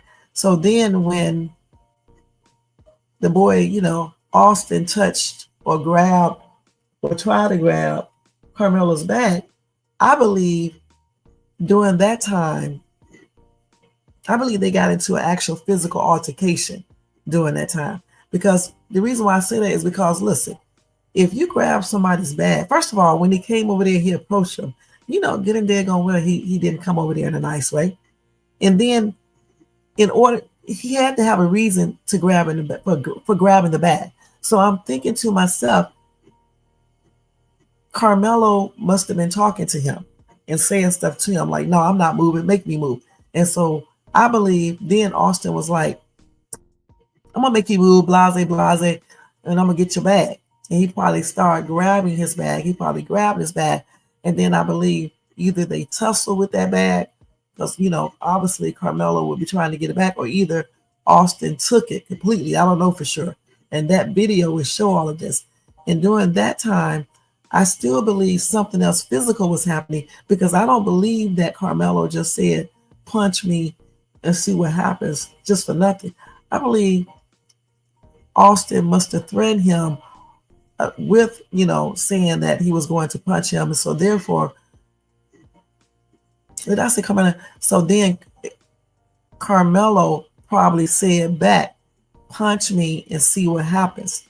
Okay, what'll happen, or whatever the case is. And then I think, once, Austin got that bag, and Carmelo may have been struggling with him to get it, to keep it. I believe somewhere around that time is when he actually went in that bag and got that knife, because I believe that Austin was trying to take up his bag, and I also believe that Austin was doing other things, possibly hitting him, because there's no way he could just be saying, punch me, and this dude is not doing anything, whether he's threatening him or acting aggressive. I just believe it's other things added to this that we are just not hearing. And I do believe the whole entire thing stemmed from the fact, not just him sitting underneath the tent, but him being there, period. Because that tent was where it was for the girls track team, right? The girls track team, right? It was for the girls track team. And I think both of those boys, including the brother too, their egos was right there. They don't want the girls see, them being all weak and getting told off and things like that. And then remember, Austin was the lead, and so is or was Carmelo. So of course they got huge egos, okay? Huge egos. So they don't want these girls to see them being weak. So they're gonna stand up against, stand up for themselves and go against each other, okay, over that foolishness. Because the thing is, I kept on thinking, I was like, why didn't anyone go and tell the coach? Nobody would tell the coaches, because they wanted to see a fight. They wanted to see Austin push this kid up out of here, especially since Austin and his brother are bigger than Carmelo, than it's two. So therefore, they can just easily get rid of him and get him out of there and stuff. So that's what I think, something similar happening. I think it happened similar to that. Right. And it took me a long time to think about it, because Jermaine has been saying this for the longest. I know I didn't say it 100% right, but Jermaine, I don't know why Jermaine can't talk or whatever the case is and say it himself, but it's something similar to that. The way Jermaine said it, it really made sense. Okay, I'm trying to repeat what Jermaine said, and what I started thinking about once he brought this to my attention, and I heard the video where Hunter was talking and stuff, and his mom and all that. I listened to all of that again, but he told us right there in the video that his brother took the bag, okay, and that his brother started talking to him first. In one video, he said his brother said something first, then another one he said that the kid in back was talking some smack. But why would the kid in back just randomly start talking? I don't believe that. No, I believe they said something to him, then he started talking smack. That's what I believe. Okay, I believe that's what happened. Okay, let me see if I got this video on here on my phone. What Jermaine say? He said, I'll be sunny on my old phone, not my new one.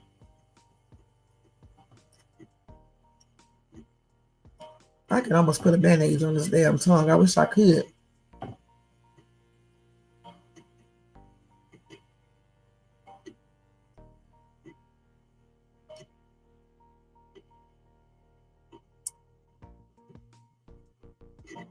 So let's see. Let me get this right here. Okay, let me see if I got this video so y'all can hear it real quick, you guys. Hold on. I'm gonna be getting up other damn news. Hold on. It be coming on my phone all day on day. That's why I have to get it when I see it, because it'll disappear. Okay, so let's listen to this real quick, okay? Let me turn this music down so y'all can hear this. And I'm gonna let this play in the background so y'all can hear it. Tell me if you can hear it.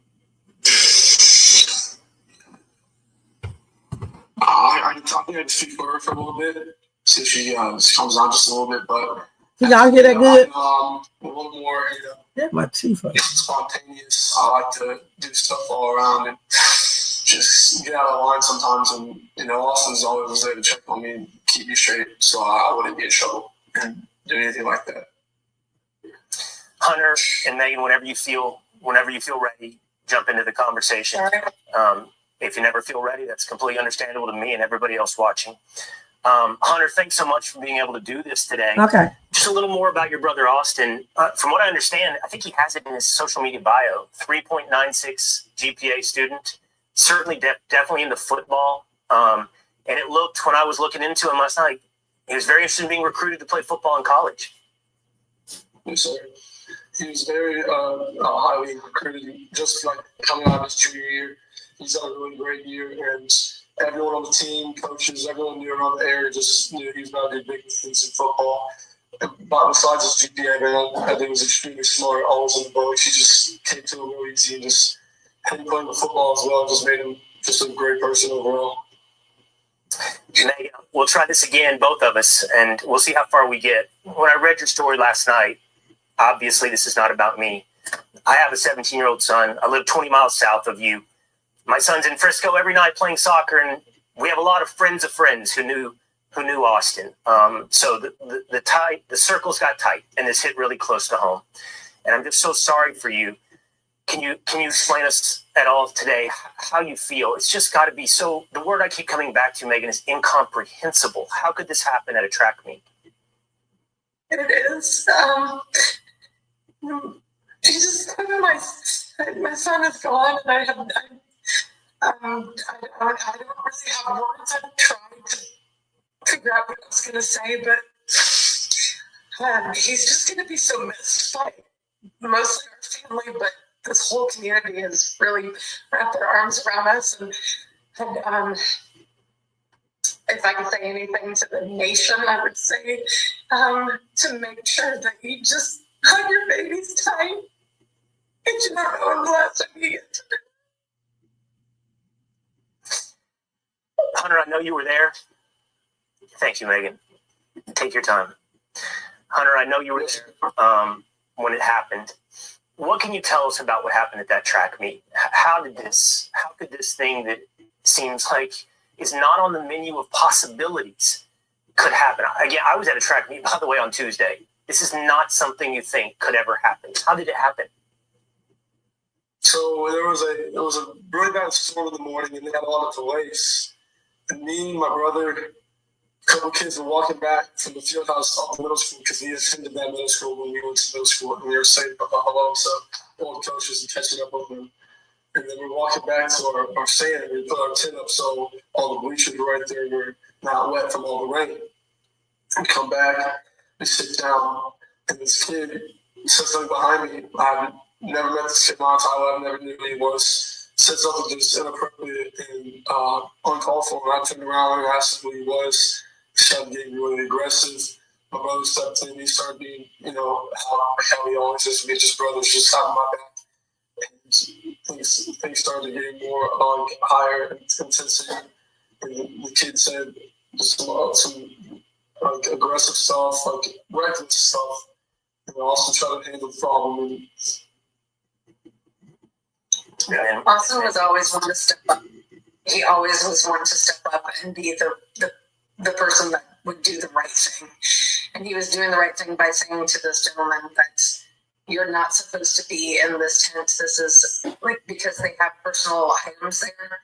A lot of stuff gets stolen, just like that, just precautions and stuff. And our coach has always told us don't let, all the schools, mess with our stuff, just our tent area. And we set that up for the girls' track every meet we had. So it's just and he knew he wasn't supposed to be there. And it was just a tragedy what happened.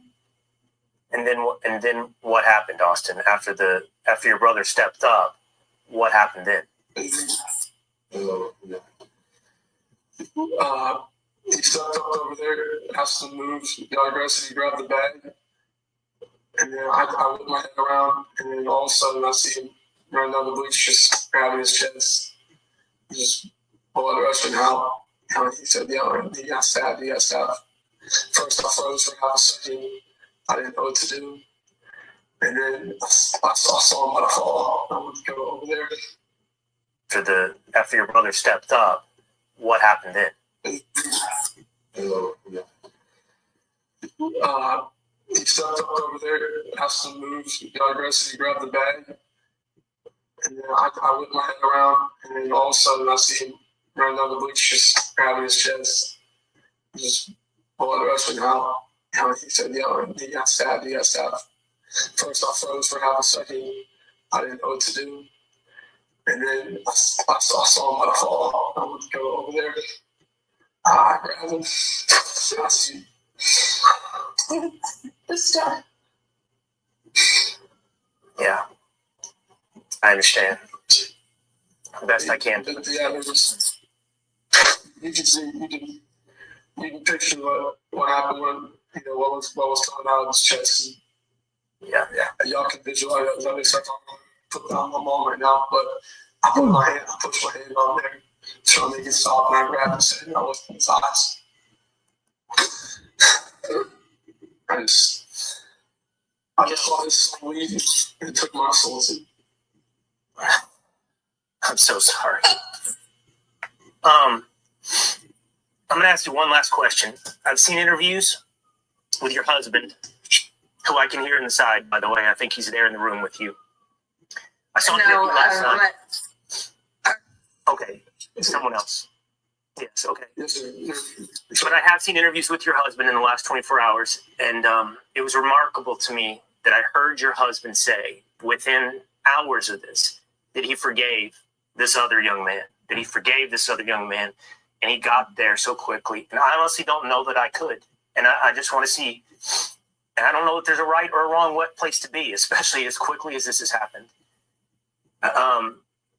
Megan, how do you feel on that front today? I am not like their dad. I am so angry at that boy. It's just not fair. That's all I have. I understand. I'd like to say it's forgave, not forgotten, but I'm not at that point yet to forgive that shit boy. Just because 17 years my best friend just there in the blink of an eye, I lost him. So I'm not at that point to forget and forget.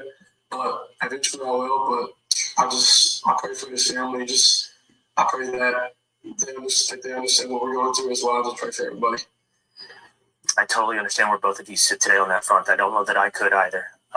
That's why I found it remarkable when I heard that from your husband. But okay, let me stop this right. Jermaine, send me the other video where the story changed. Okay, where he said stuff different. Hand me that one too, because I'm trying to play both of them. Okay, so like I was saying, he said up in this video that they were setting up the tent for the girls' track team. He also said something else that I didn't catch before. He said that, if I'm not mistaken, he said Carmelo knew this. If they did not know one another, how would Carmelo know that the team was set up for the girls' track meet? Are those teams labeled the girls' track meet? I know the school name is on the tents, but is it labeled the girls' track meet? Because how would he know that this tent was specifically set up for the girls' track meet? Okay, that's the first thing. The second thing, who did he say touched that bag? Is he saying, now Jermaine, you said he is saying that his brother grabbed the bag because he talks so weird, like you can't understand what he's saying. And I asked you that before. Or is he saying that Austin grabbed that bag? Okay. I can't really make out what who is he referring to? Is he saying, he said he touched the bag. Who is he talking about? Maybe I need to listen to that part again. Let me see if I can go back to that. I didn't know what to do. We're going back. Said something just inappropriate. Wait, let's stop right here. So what did he say? Okay, so he said they were sitting down, and so Carmelo, who was on his phone, just bursted out and said something inappropriate. I don't believe this. I mean, that's why I want to see the video, because he could have did that, but I just don't believe it. Go ahead. Even if he did say it, just say if he did say something inappropriate. If he did say something inappropriate, and how does that make you, want to get up and respond back? How? I mean, if anything, it should make you want to go and call the coach so the coach can deal with this. Okay, but then again, like Jermaine said, maybe it's the male thing, because it was the girls' tent, and maybe they are trying to, look like they're not weak in front of the girls. Okay, and so therefore that's why they wouldn't go and tell no coach, neither one of them. Okay, so he said that Carmelo was speaking aggressive or said something off the thing or whatever the case is, which they had to turn around and react to that, I guess. Okay, let's see what else. Awful. And I turned around and asked him who he was. Yeah, he said it wasn't called for. He turned around and asked him who he was. Really aggressive. My brother stepped in. He started being, how he always is when he's just brothers, just talking about that. So why not just say exactly what your brother was doing? Okay, he said that Carmelo got very aggressive. Then he said his brother was like he always been catching his back. So that means that he also got aggressive. Okay. Getting more like higher intensity. And the kid said some like aggressive stuff, like reckless stuff. And also try to handle the problem. Okay, so if he starts saying reckless and aggressive stuff, then wouldn't that indicate to you to go and get the damn coach? Get somebody in authority? Austin was always one to step up. He always was one to step up and be the person that would do the right thing. And he was doing the right thing by saying to this gentleman that you're not supposed to be in this tent. This is like because they have No. The right thing would have been once you asked him or once he started talking to them, according to what they say, okay? The right thing would have been for Austin and his brother to go right over there and get that coach, all right? And let the coaches deal with this kid, point blank. That's the right thing to do. Items there. A lot of stuff gets stolen, just like that, just precautions and stuff. And our coaches always told us don't let, all the schools, like mess with our stuff, just around our area. And we set that up for the girls' track every meet we had. So it's just like, he knew he wasn't supposed to be there. And it's just a tragedy what happened. And then what happened, Austin? After your brother stepped up, what happened then?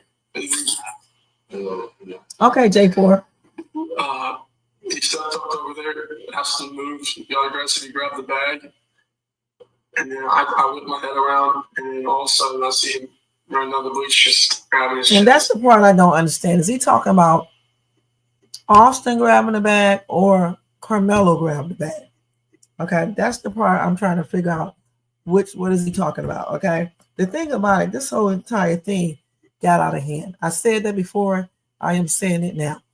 If this boy Carmelo was acting aggressive, according to what they're saying here, why would you continue to talk to him?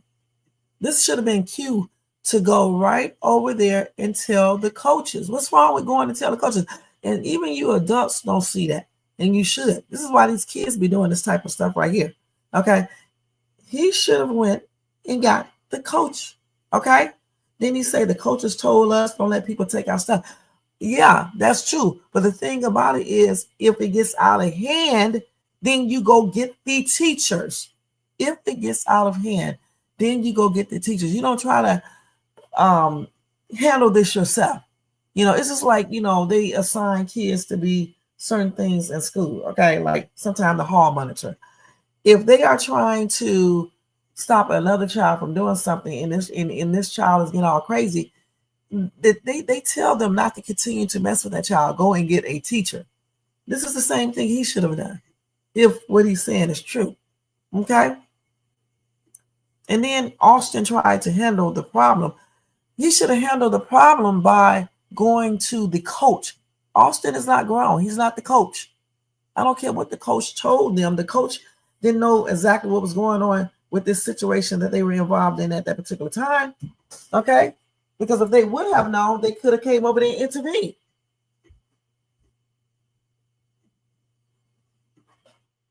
Now I feel sorry for this parent, you know, because this is unnecessary. Like I said before, like I have always said, it's just something that shouldn't have happened. All right, it just shouldn't have happened. But at the same time, you know, I still feel like Austin should have went to got that damn coach. It's just simple as that, and he would be here right today. Certain things, when you see, and what they saying is what happened. Okay, when you see someone is getting like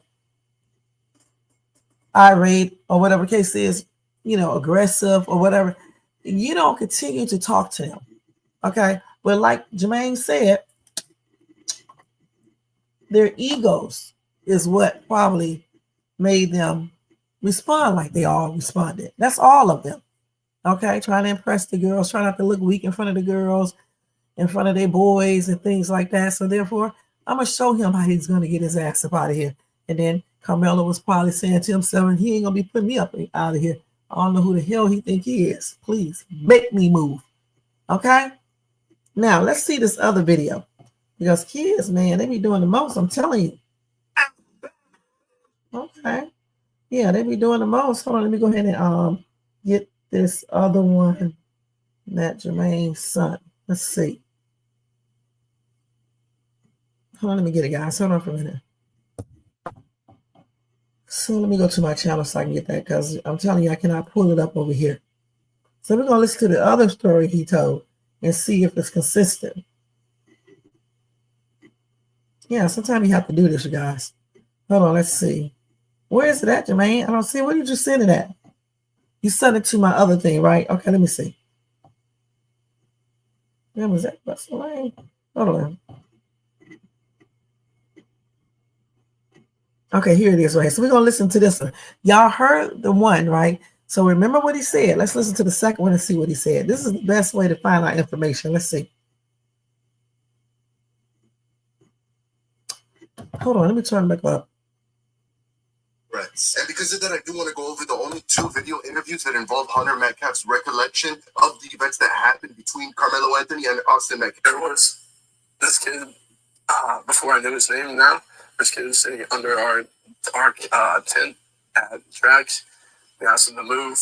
He started getting aggressive and talking reckless. And my brother stepped in and said, "You need to move." And he's like, "Make me move." Also grabbed his backpack.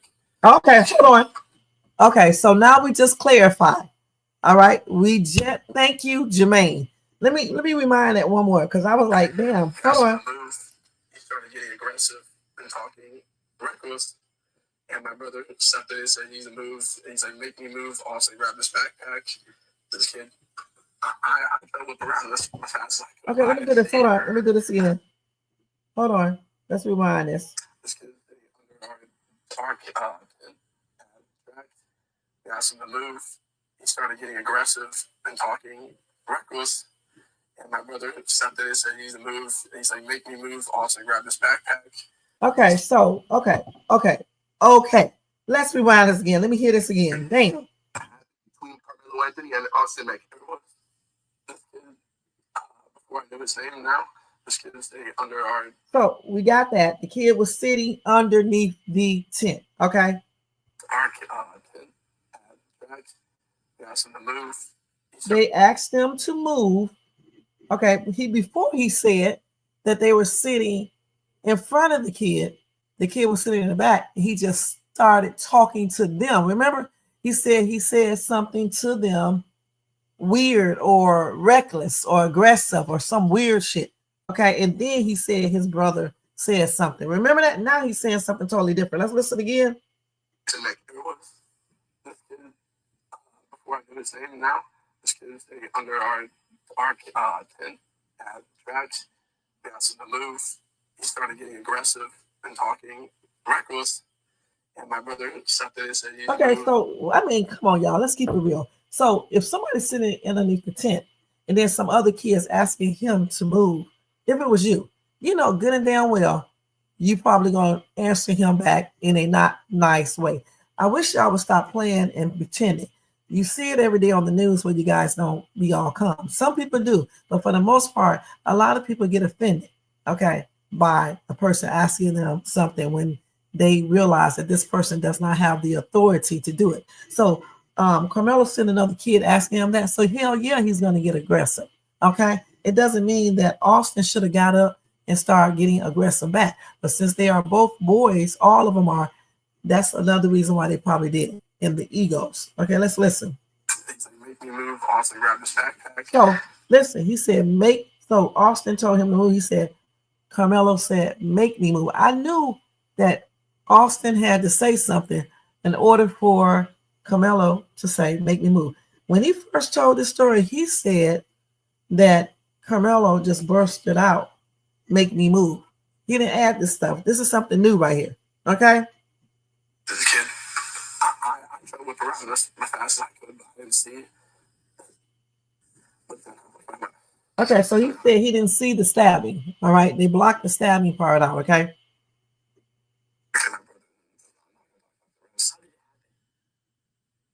So there was a breakout storm in the morning and a lot of delays.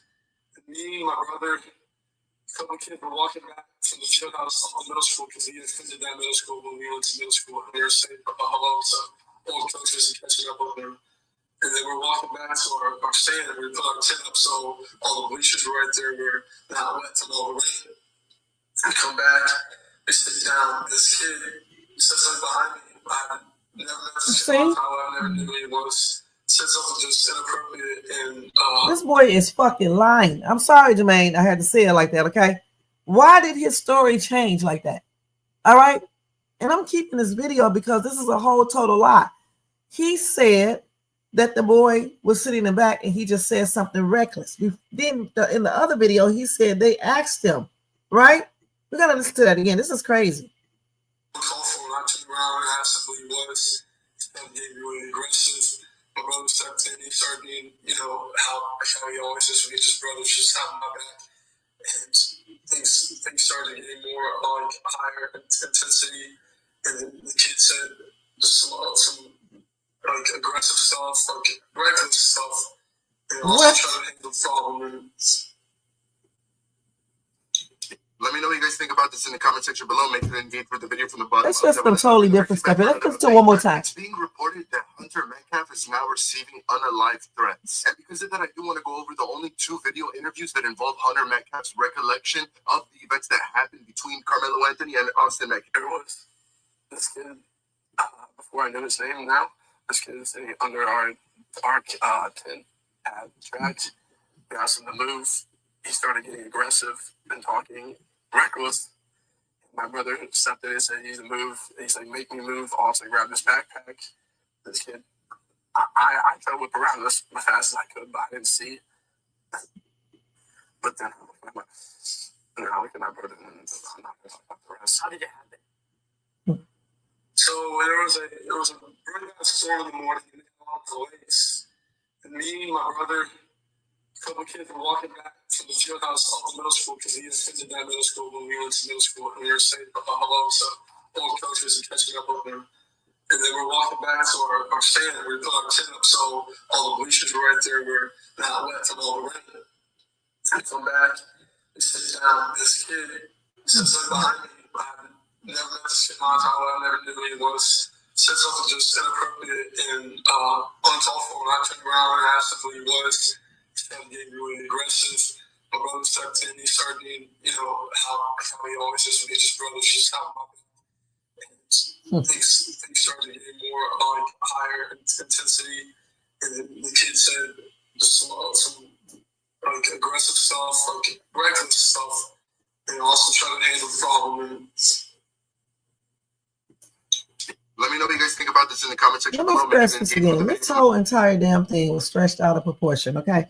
Period. It should have been handled like this. And this boy told 2 different stories right here, okay? Like I said originally, I want you guys who was talking all this smack in my comment section to please explain this, because I know some of y'all are sitting out in the bushes or you will watch this video. Explain why did he change that story so drastically like that, okay? Also, it doesn't really matter anyway about certain things. The thing is this right here. The whole entire thing should have been held by, it should have been handled by the coaches, okay? Once this dude did not want to leave or said he wasn't leaving, when he said, make me leave, make me move, okay, because Austin did tell him he needs to leave. He said, make me move, okay. That's when Austin should have walked away and went over there and got the damn coach. Point blank. And I don't know why y'all don't see this. Teach your kids how to walk away from stuff. Please. Teach them how to walk away from stuff, because that is really the grown thing to do. All this other stuff that we all are talking about is irrelevant, because the thing is, after listening to this over and over and over today, this should have never happened, because this boy right here, Austin, should have had enough common sense to just be like, okay, let me go over here and just get the coach and let him handle it. Let him handle this. It's not making him look any weaker, because clearly Carmelo wasn't leaving, because he already felt disrespected, because he's like, why are these boys coming over here telling me that I need to leave? It's not their tent, it's their team's tent, but they don't own the tent. Okay, period. So the thing is, why didn't Austin and his brother go over there and tell the daggone coaches? Because they certainly had enough time. Okay, this is plainly ridiculous. The story changed. Somebody said, how many times his story has changed? This is crazy. Somebody said 10. I don't know about 10, but I know it changed too. All right. Somebody said no one deserves to pass, but Hunter, you need to tell the truth.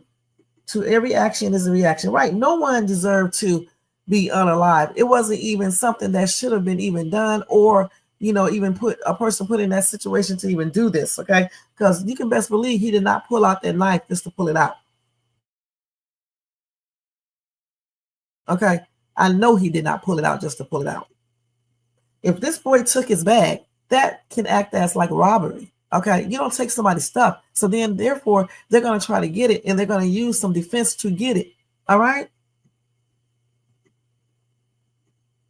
So somebody said, so then they did start. They definitely started it. Okay.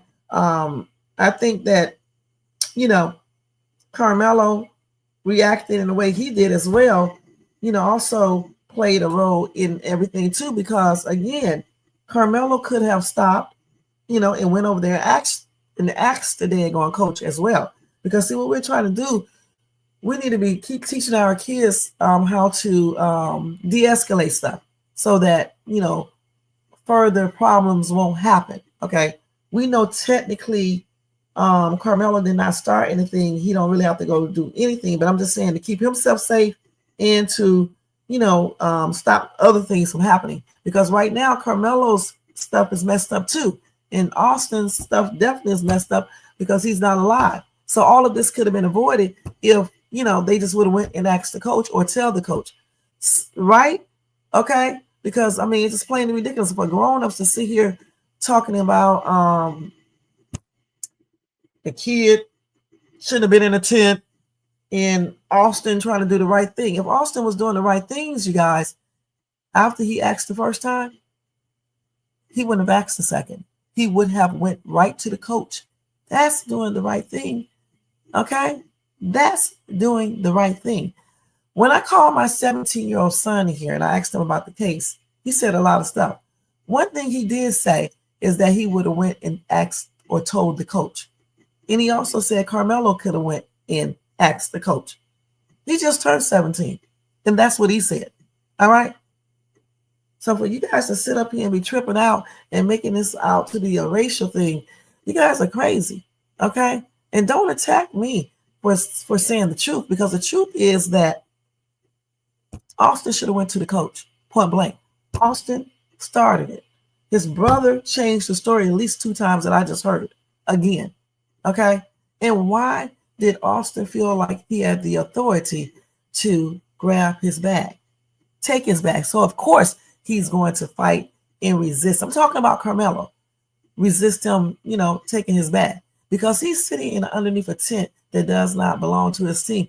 It does not constitute someone to start talking crazy to him, and for someone to go over there and start taking his bag. Why would he grab his bag? That's equivalent to grabbing a woman's purse. Okay. You don't do that. Why are you grabbing his damn bag? Of course that would make anybody go off. Okay, so if you guys don't think it will, how about you go out here and grab somebody's bag and see what's going to happen? How about you guys go do that? get into an argument with someone outside, tell them that they are underneath the wrong this or that or whatever, and see what's going to happen. And then I want you to grab some of their property.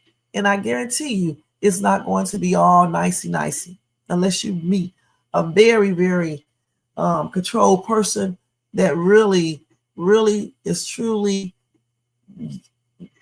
a person that just does not indulge in any type of violent activities and is calm, very calm. Okay, otherwise, the person's going to go off and a fight may happen. Definitely a cussing out. So you said hormones, egos, girls, plus 2 alpha males, and that's a combustible situation. It's really that simple. And I really believe that this all played a role in that, because this entire situation was over nothing. And I haven't heard anybody really say that to that extent. They blaming this other kid when it was both of their faults. Let's keep it real. Okay. But it was primarily Austin's fault, because he should have never handled it like that. Okay. Even if he did feel like he needed to ask the dude, listen, once the dude said, make me leave, then he should have took his ass to the coach's area and told the coach. And then the coaches would have came over there. Why are you threatening this guy and taking his bag and threatening to hitting, punching, and all this other shit, or threatening to punch and things like this? This is why Carmelo warned him. He even said that when the police came and got him, he said that he told him not to touch him. And so Austin touched him anyway, trying to play the big man. And then you wonder to yourself too, why haven't they allowed any video to leak? Why did they confiscate all the phones quickly? Because those kids was putting it on video, and they were going to post it on social media if that stabbing wouldn't have happened. That's what kids do. All right. But even after that happened, somebody always be able to post something. And notice no one posted anything. It's a reason. Okay. It's been other horrible crimes happening, and they posted. Shootings at schools, all types of places. And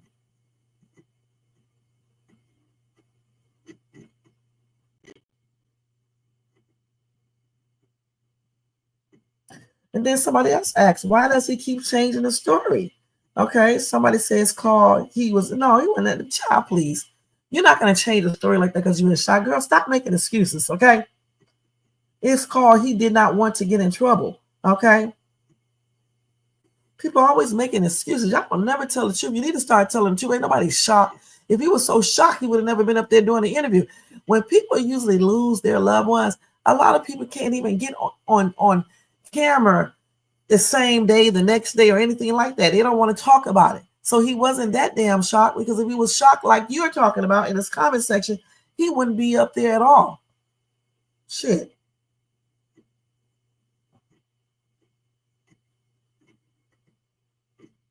So he's saying 2 different stories.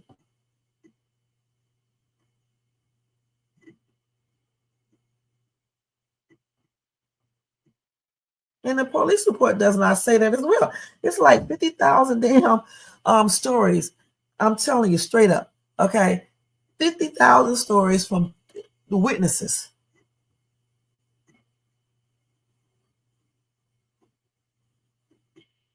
Carmelo wasn't doing anything. These people are just lying, man.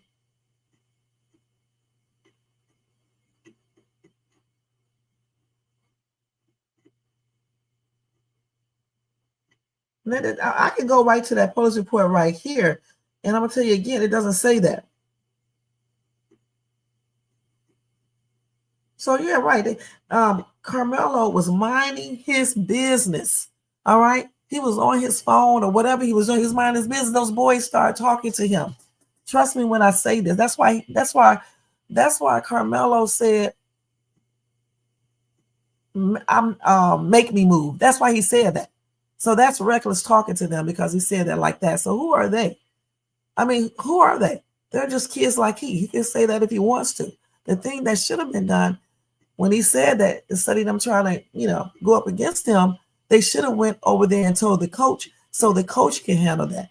That way, when the coach came over there, he could have made Carmelo leave if he thought that he was posing a problem. And then they want to throw this stuff in about stealing and stuff when they don't have any clue that's what this boy was trying to do. Okay, and then people in the comment section saying the same thing. Well, you guys don't have a clue to that. Why would this dude working 2 jobs with a 3.5, 6, 7, 8 grade point average be in there stealing? Got 2 jobs, not just one, 2 jobs. The other one I think he got recently. Okay, so that was 2 jobs. Plus his damn father is doing pretty good financially. So why would he be trying to steal that damn equipment? That doesn't even make any sense. Because he black? That's why they assume that?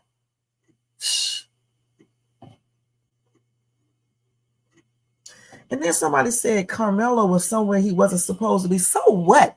That doesn't give this boy the right to go over there and grab his bag to tell him he's going to make him move. I don't give a damn if he wasn't supposed to be there. That does not give him the right to do that. If he thought it was a problem, if he had a problem with Carmelo being there, he should have went over there and told the damn coach.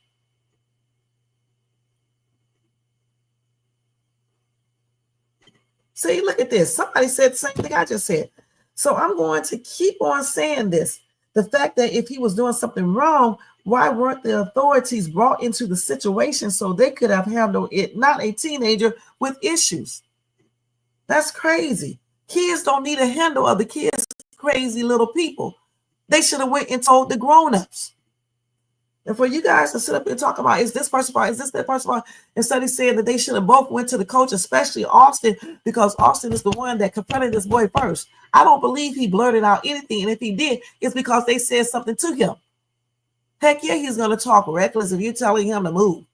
Because who are you? You're a kid just like he is. Who are you to tell somebody to leave? I don't give a damn. He does not own that tip. Okay?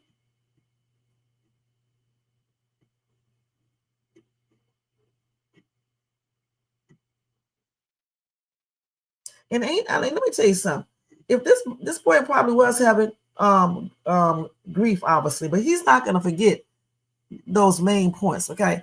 If he was that damn shocked, he would not be doing the interview, all right, at all, point blank.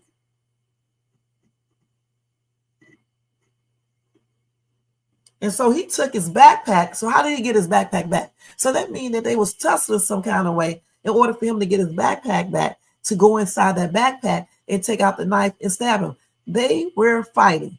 And it tells right there. Because if Austin took that damn backpack and Carmelo was able to get it back, that means that they were tussling and Carmelo got that bag back, or either it was thrown and he went over and got it. I think he got it back and he went in that bag quickly, took out that knife, and that's when he stabbed that boy. And that boy just probably kept on, when he took his backpack back, the boy probably kept on tussling with him, and he got in that bag and he took that knife out and stabbed him. And I think that's what happened, point blank. And this boy did not have no dissociative amnesia. Stop making up shit. Okay? Stop making up shit.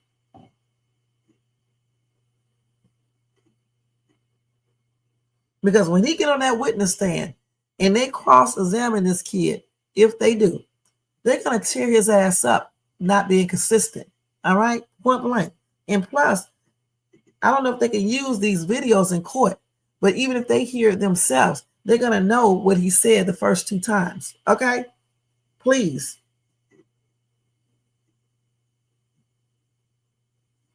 And then somebody say he's been changing up stories and they are coaching him, and I hope not.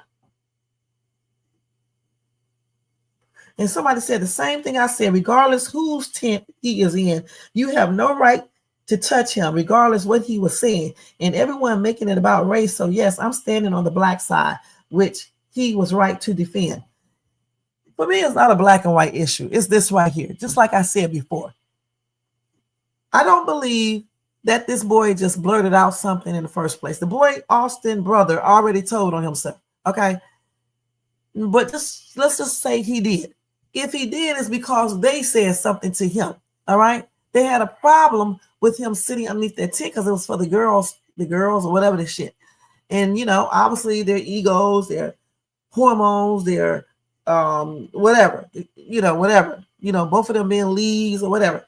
It played a role into it, maybe. And so neither one wanted to look like poo butts. So therefore, Carmelo like, make me leave. Okay, so Austin said, yeah, I'm gonna make you move, boy or dude or whatever, however they talk. So he's over there already. So he grabs that boy's bag. And when he grabs that boy's bag or try to grab his bag, it's on then. Okay.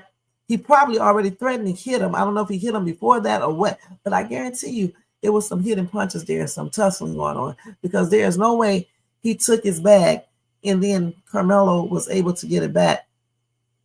No, it's no way that he took his bag and Carmelo was able to stab unless he was tussling for the bag and got it back. And then he went inside of the bag and took the knife out and stabbed him, point blank. This definitely is, because everything has not been revealed. And I'm glad you gave me these 2 videos. Thank you again. I listened to them before, but I wasn't really like listening like I listened today. Somebody said 1,000 cell phones and no one recorded it. That's where y'all wrong right there. Somebody did. Okay. They just cannot share it. 30 phones were taken. Okay. 30. So what's on those 30 phones? See, let me tell you something. Here you go. You said 9 times out of 10, if the coach would have been the one to ask Carmelo to move, the conversation, actions, and results would be totally different, in my opinion. And that's exactly what I said to J4. I know that boy would have moved because he would have been like, he don't want to get in trouble, because the coach's next approach would be to call the police. Okay. Remember, Carmelo got 2 jobs. He had 2 jobs. He was also the lead of the track team in the football team. Okay. He's a good student too. He does not have a criminal record or anything.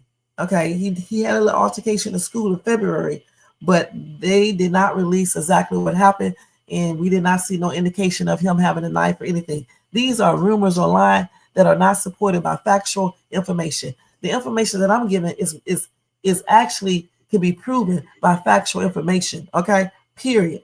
The schools, it is against their policy to release information out to the public about a student. Okay, unless it's authorized. Point blank. They're just not going to tell you stuff. And when I looked up the information through several sources, it states that he was in some type of altercation in school in February 2025. However, the school did not list what the altercation was. It was handled within the school, and no police were called. It didn't need the police, and they did not see any indication of a knife, period. And he was not suspended. All right? Just like they running around talking about the police report contains the size of the blade. That is a daggone lie. Okay, the only thing police say about that knife is that it's black and it was folded or it was open partially. That's it. It had blood on it, nothing more. Okay, and I don't know why they keep on looking at the police report talking about a knife anyway, because the thing is, if the knife is 5'4" and under, it is not a criminal offense. It's just an offense with the school. Okay, that means you broke the school rules. Okay, that's it. So I don't know why they keep on talking about the knife size. It's irrelevant to everything. The thing is that Austin Metcalf should have went and got the coach when Carmelo said, make me move, period. Okay, period. It doesn't matter why he said it, who said something first. Once he said that, he should have went and told the coach. And why the mama don't see that, I don't know what's wrong with her, because she should see that and she should be saying that. And then you can add all the other stuff to it. He shouldn't have used a knife and all this other stuff. You can add that then, okay? Because, she is a grieving parent and things like that. You know what I'm saying? So it is what it is. In the police report, not the police report, the videos, those videos, those 30 videos, which they are probably viewing and probably have already viewed, that is what is going to tell the entire story, point blank. So let's see what else they got here.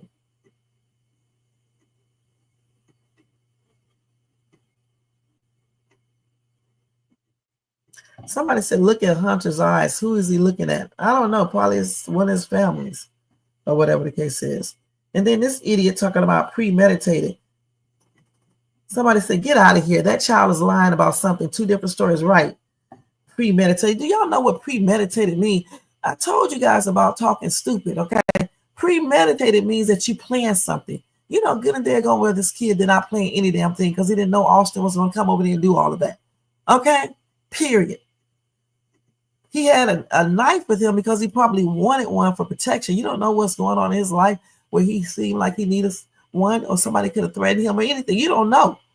So because you guys carry a GUN, you premeditating to unalive somebody. That's how much sense that makes. That's stupid.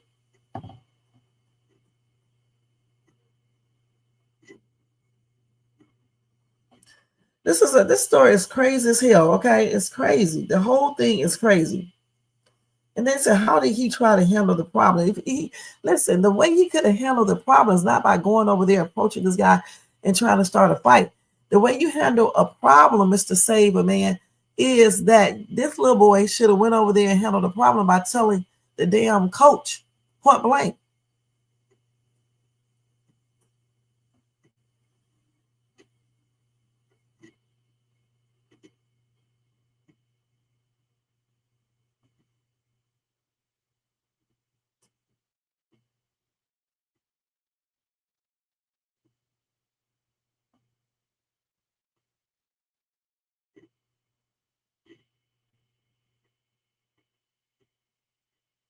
And then somebody said, I don't get it. He said he was there, but why didn't he see his brother get stabbed? I don't know. I mean, sometimes you don't see everything, okay? And things happen so quickly. If they were fighting in the first place, I actually think they were all scuffling, okay? That's why he didn't see it. All right, let's keep it real. They were probably all in the altercation. All the kids was probably screaming and laughing and doing whatever they do. Nobody thought that Carmelo had an actual weapon that he was actually going to use anything. So they probably was back there doing like kids do, laughing and stuff. Hunter probably was all geeked up. Everybody probably was like that. And, you know, they just didn't probably believe that that was going to happen. They probably thought they was going to just be fighting. That's it. Okay. And so he could have had his back turned. He could have been, you know, turning around because they were, you know, scuffling or whatever the case is. And next thing you know, the other boy gets stabbed. He didn't see it, point blank.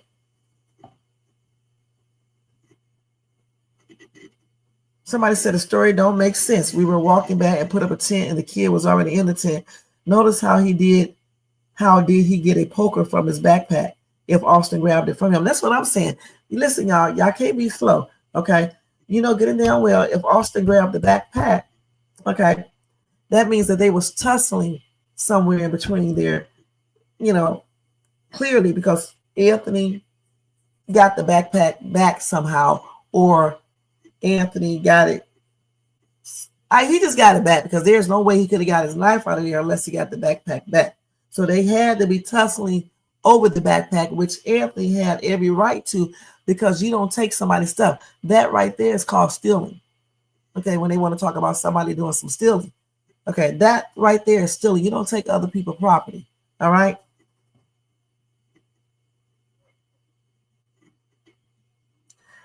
Now, I don't know why someone would say this. That's a lie. No one cares about him stopping people. Now, listen. Now, one thing that I'm not going to do on my live is say no one cares about this dude who got unalive.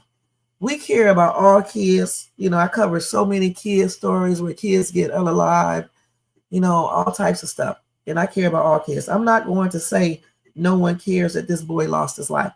I mean, because I care that he lost his life. I said the whole damn thing is senseless. Okay? I say it shouldn't happen. I said that Austin should have went to get the coach. And then I also said Carmelo should have walked his ass over there and got the coach too. Okay? That's what I said.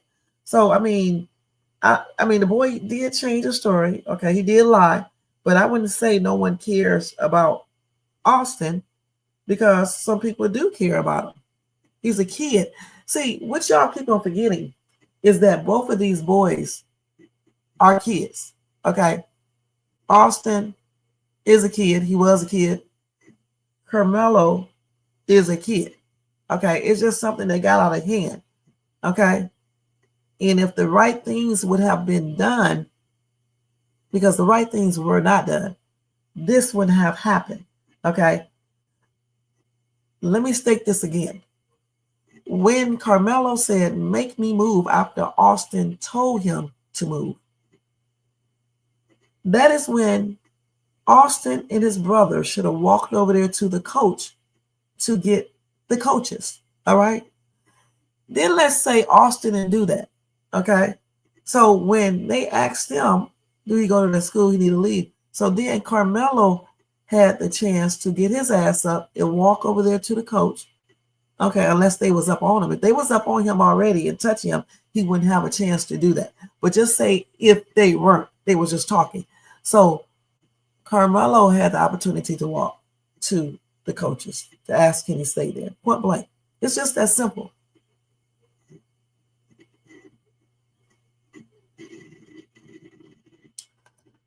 I care, however, ATP, who's ATP? I'm more concerned with making sure Carmelo doesn't lose his life. Okay. I mean, that's fair. I mean, I care too, but I'm also concerned that Carmelo doesn't lose his life and get convicted when he did use some type of self-defense. At least that's what I believe.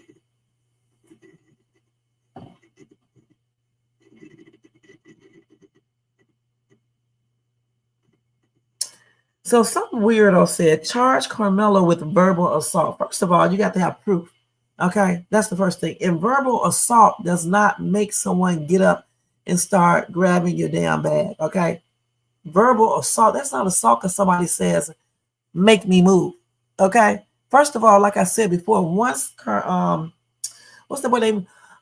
Austin told him to move, and then Carmelo said, make me move. If it happened like that, Austin should have just went to the coach. You charged with verbal assault. Boy, don't make me laugh. Okay, that's all I got to say. Or girl or whatever. Somebody said, well, Hunter said it's totally not credible. According to witnesses, it was the twins who were the aggressors. And in every little witness account, they say that Austin started asking him first, period. And then one witness said Austin went over there and touched him or moved him, or however he said it. However he said it, he tried to say it in a way like he went over there and he politely moved him. That is so crazy. Okay. Nobody politely moves anyone. Okay. It's usually done in an aggressive manner, especially if someone doesn't supposed to be there. Okay. That's not, they should have done that. They did not have the authority to do it. Okay. Just because it's their tent. They don't own the tent. They didn't buy the tent, and it's public property. So all they should have done is went over there and got the coaches. And if y'all don't see that, then that's on y'all. But that's what should have been done.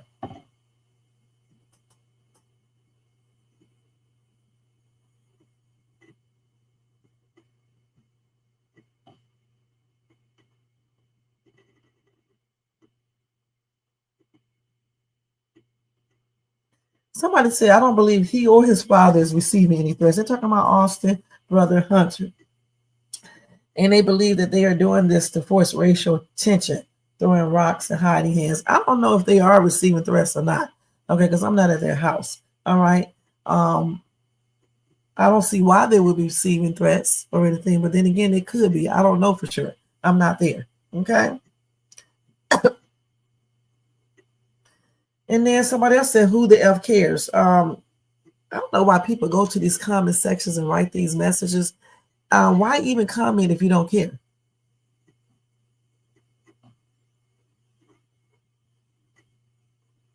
And then somebody said, Hunter should be charged for his brother's unaliving. Why?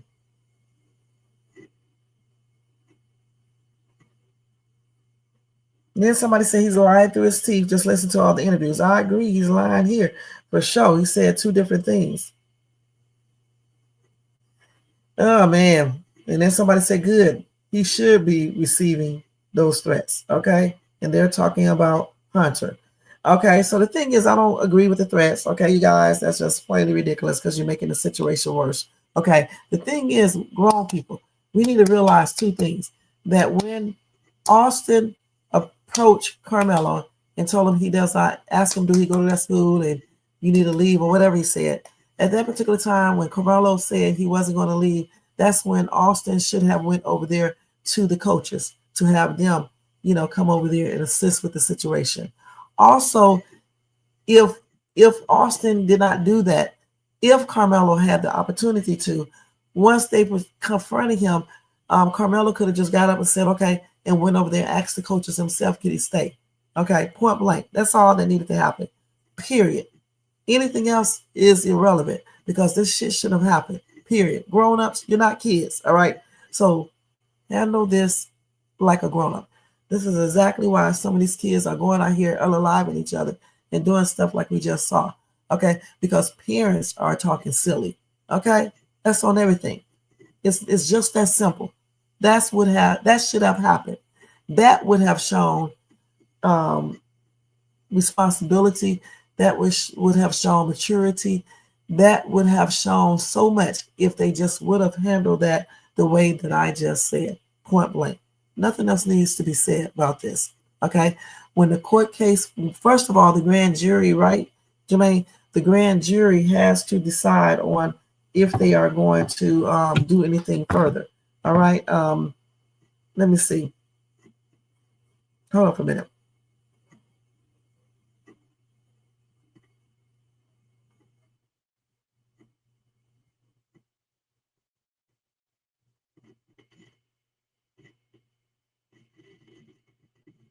Hold on.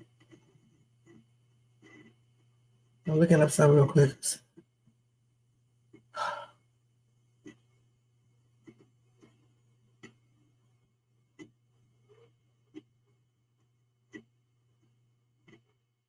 Okay, let me see how they do this.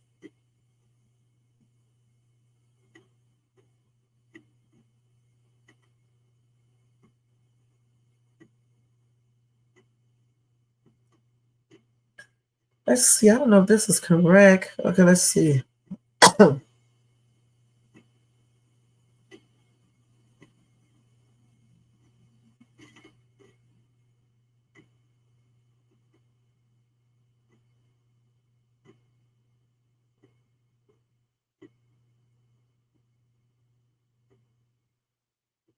So they said here is the way they do everything. I don't know if it's correct for his case, but I'm thinking that it may be.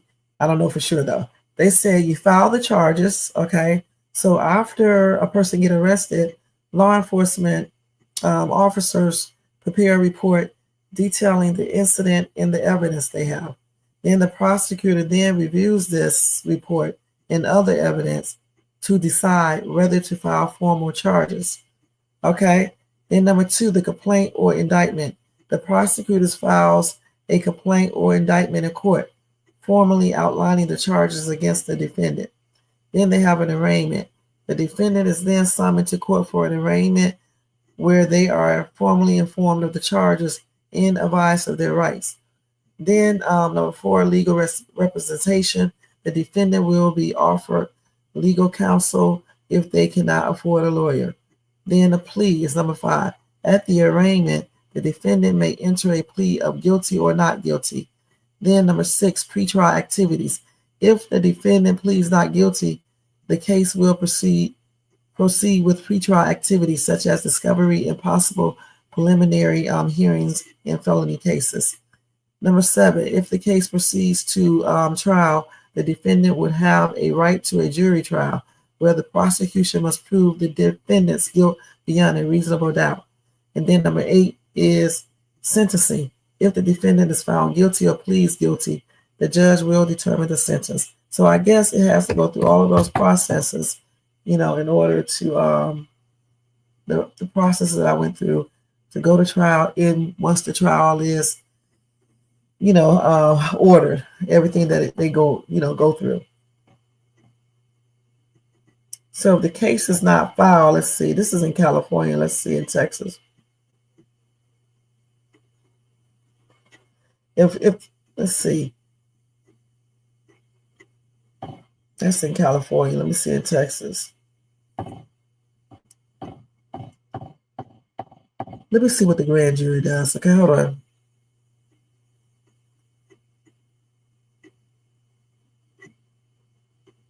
Let me see y'all real quick.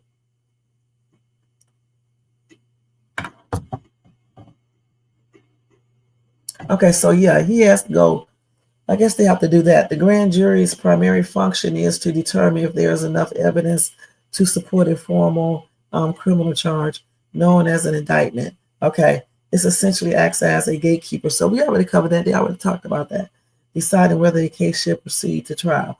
So I guess this is the stage right now that they're in, trying to figure out, trying to determine if there's enough evidence to support a formal criminal charge against Carmelo Anthony. And if they have enough evidence to support that, then it will be criminal charges, period. So they said that the grand jury has to determine probable cause. So they are going to review evidence presented to them by the prosecutors and consider whether there is sufficient evidence to believe a crime has been committed. They don't determine guilt or innocence, but whether there is enough cause to believe a person could be charged. That's what they do. All right. So when y'all be saying stuff online, make sure you look it up. Then they issue the indictments. If the grand jury finds probable cause, they issue any indictment, which is a formal accusation that a crime has been committed and that the person should be brought to trial. All right. Then number 3, investigative role. I'm gonna put that there because they said something else, but it's basically the same thing. Okay. The grand juries also have the power to investigate potential crimes, gather evidence, and call witnesses to testify. This investigative power can be used to look into various matters, including allegations of corruption or misconduct by public officials. And then number 4, watchdog functions.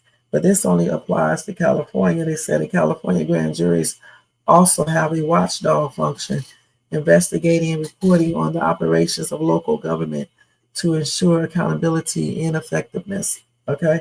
And that's in California only. I don't know what other states do in regards to the watchdog, if they even have that. So basically, again, the grand jury the main function is to determine if there's enough evidence to support a formal criminal charge. Okay, so right now, Carmelo Anthony does not have a formal criminal charge yet, okay? And also he's innocent until proven guilty in a court of law, all right? So he has to have an indictment. Okay, once that indictment is there, then, there you go with the trial, and all that. He's going, up for a trial and things like that. But if it's not enough information to do a formal criminal charge, then that case will not be going to trial, point blank. So we will see, because in those videos, if those videos show things that I'm thinking that it may show, and we're going to see exactly what's going to happen, okay? Because I do believe, let me stress this again, I do believe that Carmelo Anthony used self-defense, and he believed that he had the reasons to use it. Now, whether it was true self-defense, I don't know, but that's what I believe, okay? Period. Hey, young Riz, how you doing? So I definitely believe that. But at the same time, I also say that this was taking something that should have happened, because the proper things were not done. Okay, Austin should have went to told the coach, got the coach's assistance. Once this boy said he was not moving, Carmelo could have went and asked the coach once he was approached by these boys, point blank. Okay, and if you guys don't see that, then there's something wrong with you guys, and hopefully you're not teaching your kids this way, because I definitely teach my kids the other way. This is why I don't have problems like this. Okay, so clearly something I'm saying must be working, because they don't do that. All right, like they know to go and get the proper authorities, period. Okay, so it is what it is. Y'all got any comments y'all want to say regarding this? Jermaine, you got anything to add?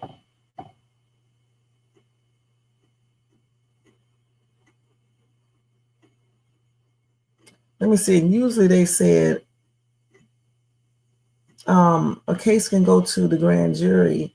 I told you guys this information before, I think, depending on, the complexity of the case, the jurisdiction, and things like that, okay?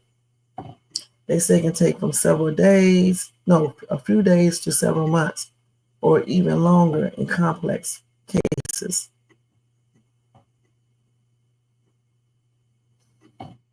So it is what it is.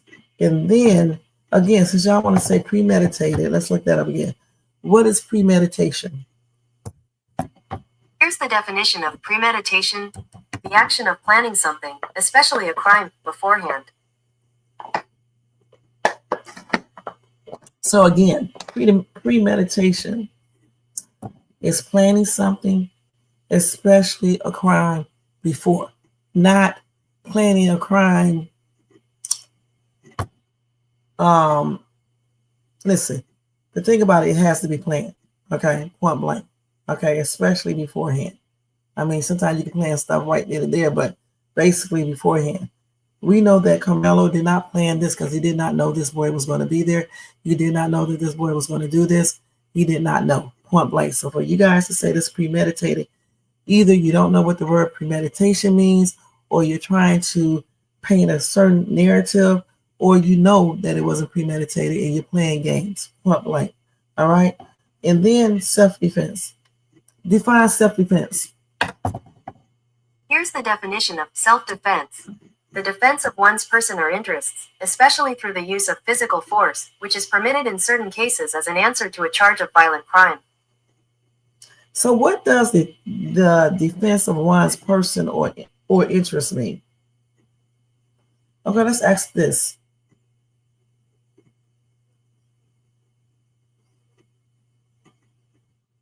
What does the defense of one's person or interest mean in the court of law? According to law, Cornell, Cornell University, defense. A defense is an act of protecting one's own interests. In common law, a defendant may use defenses to prevent or limit liability. So self-defense is defined as defending one's body or interest through physical force, which is allowed as a defense to violent crime charges in certain cases. Okay, so let's look up this. So they have 3 types of criminal defense strategy.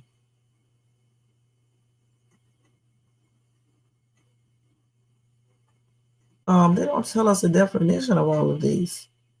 Let me see. See if they go into the definitions, because if they don't, I'm not going to tell you.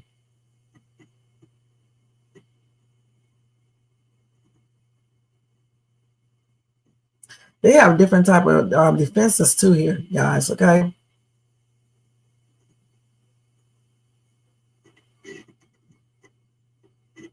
Okay, hold on. Let me see these defenses.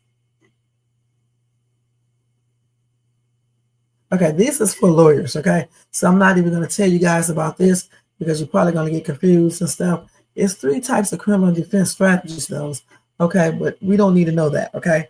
Let's see what else. Let me see this right here. So they said, what are the 3 conditions of self-defense? Okay, so here it is. A lawful aggressive, hold on.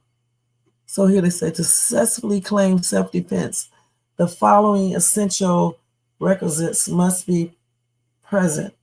Number 1, unlawful aggression. Reasonable necessity of the means employed to prevent or repel it. Okay, lack of sufficient provocation on the part of the person defending themselves. Okay, so that's what you have to have in order to successfully claim self-defense. So as far as Carmelo trying to prevent or repel it, him telling, I don't know if I'm correct because I'm not a lawyer, but I'm just guessing. Him telling them to not touch him, he's already letting them know, don't touch me or else. He's giving them a warning. Now, I don't know in the court of law if you can use that because I'm not a lawyer, but I'm just saying. He warned them not to touch them. Let me ask this. So if you warn someone not to touch you during an altercation and they touch you, can you use self-defense?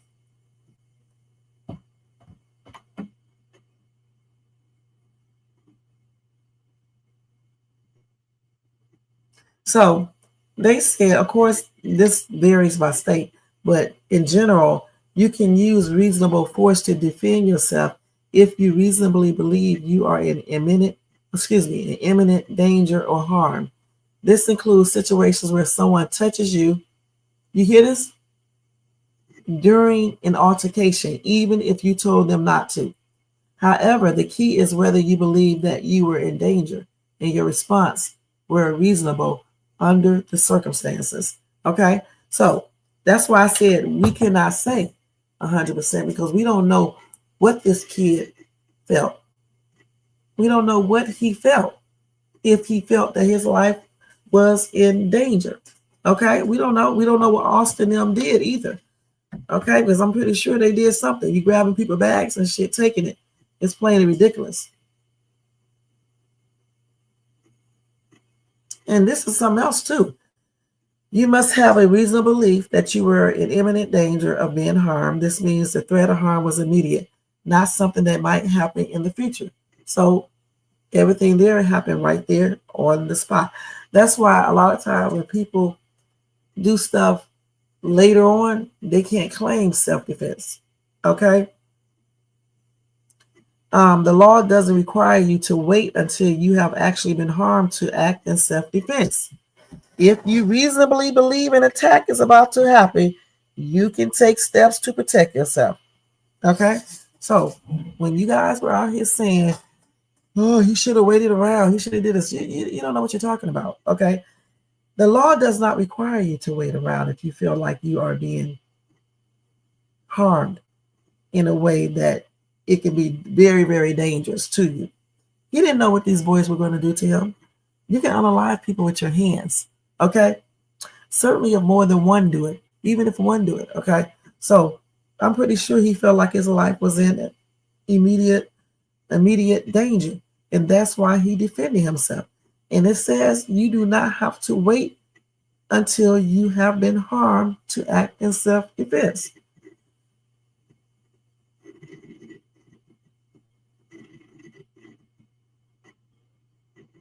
And the jury is the one that determines this, not social media people, all right? And the opinions that you guys have. Like I said in my comments, the jury is the one that will decide, period, based on the evidence that they have, the videos and all of that. And they do look at, here you go, factors like the other person's size, his strength, and prior threats or history of violence and the presence of weapons can be relevant. Okay? So the size and strength, as well as all the other stuff that I said, can be looked at, period.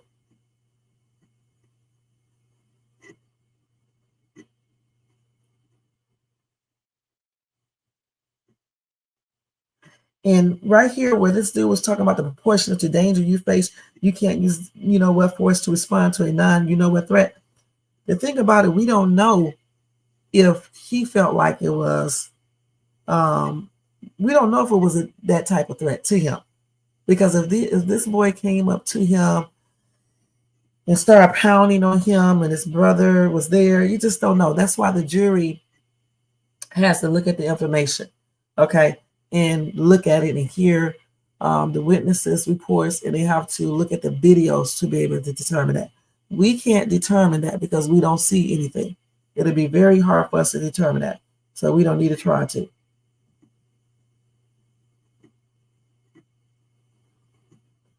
And the reason why I said, now some states have a duty to retreat rule. I don't know if Texas has that or not, but some states do have it. Meaning that if you can leave, if it's safe to do so, leave. Now, in his case, it just all depends, like I said before, if they came up on him immediately or not. Just like when I said he could go get the coach himself too, if he was allowed to. Because I don't know how quick Austin went over there to him. He could have did it very instantly. We don't know. So this is the reason why we need to view the video, because this is the only way we would know this. And so now California is a stand your ground state, meaning you do not have a duty to retreat before using force in self-defense. And I also believe that Texas is a stand your ground state, so you don't have to leave. Okay? Let me make sure. In Texas, do they have a duty to retreat? No, they don't. In Texas, people do not have a duty to retreat. This means people are allowed to use force against others who are using or attempting to use unlawful force against them or someone else. This is known as the Texas Stand Your Ground law. And we in California have our Stand Your Ground law. Okay? Period. So it is what it is, guys. And like I said, it just really boils down to being able to see all the videos. And the only people who are going to see the videos is the jury, prosecutor, defense, judges. And they will be the group of people to determine. Overall, it's the jury and then the judge. So they are going to determine, if this was true self-defense, if excessive force was used, and all of the other stuff. Okay? They will be the one. Let me look at one more thing. What is negligent homicide?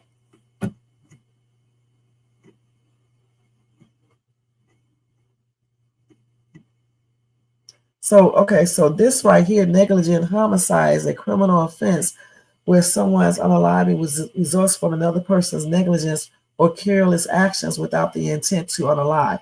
It's a form of involuntary manslaughter where the individual did not intend to cause harm, but their actions were so dangerously negligent that they resulted in unaliving.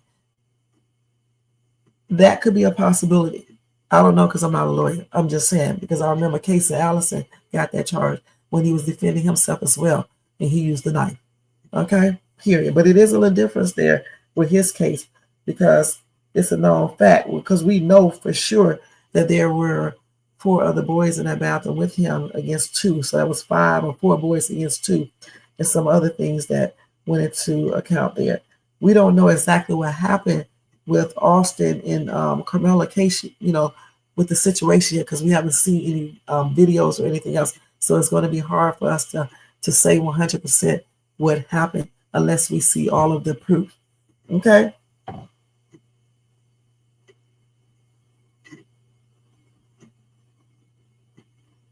So there you go. And I don't know if he's going to get charged with anything because it just depends on what they see in those videos and determine, point blank. All right? So anyway, guys, that's it. Do not ask me any more questions about Carmelo Anthony's case because we're going to wait over here. We're going to wait unless something major happens until the next step comes. And when the next step comes, and then I'll talk about that again. All right, point blank. Right now, we're going to finish covering Diddy stuff, all these 8 weeks and stuff and anything else. Okay? All right, so it's time to get out of here. This is a long live. It was almost 3. It is 3 hours, okay? So we are getting ready to get out of here. It's almost 3 o'clock in the morning. I do have to get up in the morning to go. I stay at the doctor's for one thing and another. I got to go to the dentist tomorrow, y'all. Shit, I got to make sure about this tongue stuff, biting my tongue and stuff. But anyway, let me get off here. You guys, don't forget to thumbs up this video if you enjoyed this content. Also, if you're not subscribed to the channel, please subscribe below and hit that bell notification so you can be notified of any upcoming videos. That did not get up here. All right. And share and leave a comment as well. And thank you guys so much for watching. Don't forget, you can do a super sticker, super chat. You can do a membership for $4.99 per month, or you can do a Cash App donation to $Shades2. Thanks again to Jermaine for his donation. That was a great ass donation too, Jermaine. Thank you so much, hon. And I appreciate you, okay?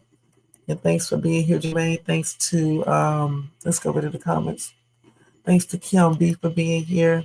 And Young Riz, a.k.a. Drip King. Y'all make sure y'all check him out. J4, thank you so much for being here, hon. Let's see who else was in here. Going up.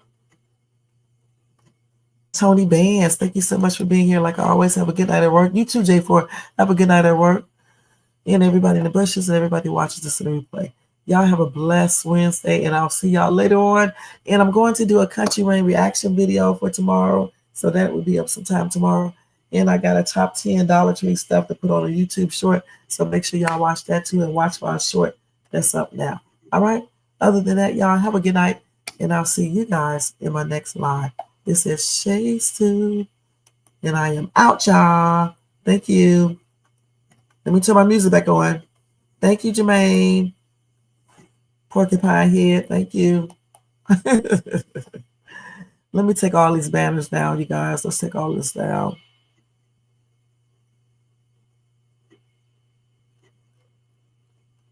And again, my prayers for Tiffany.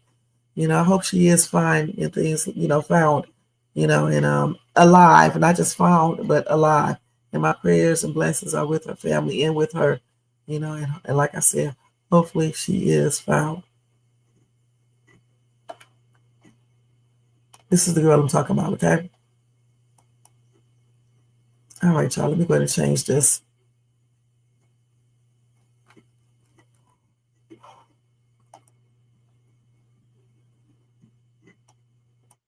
I need to turn this music back on. It's off and it's just quiet. Good night, y'all.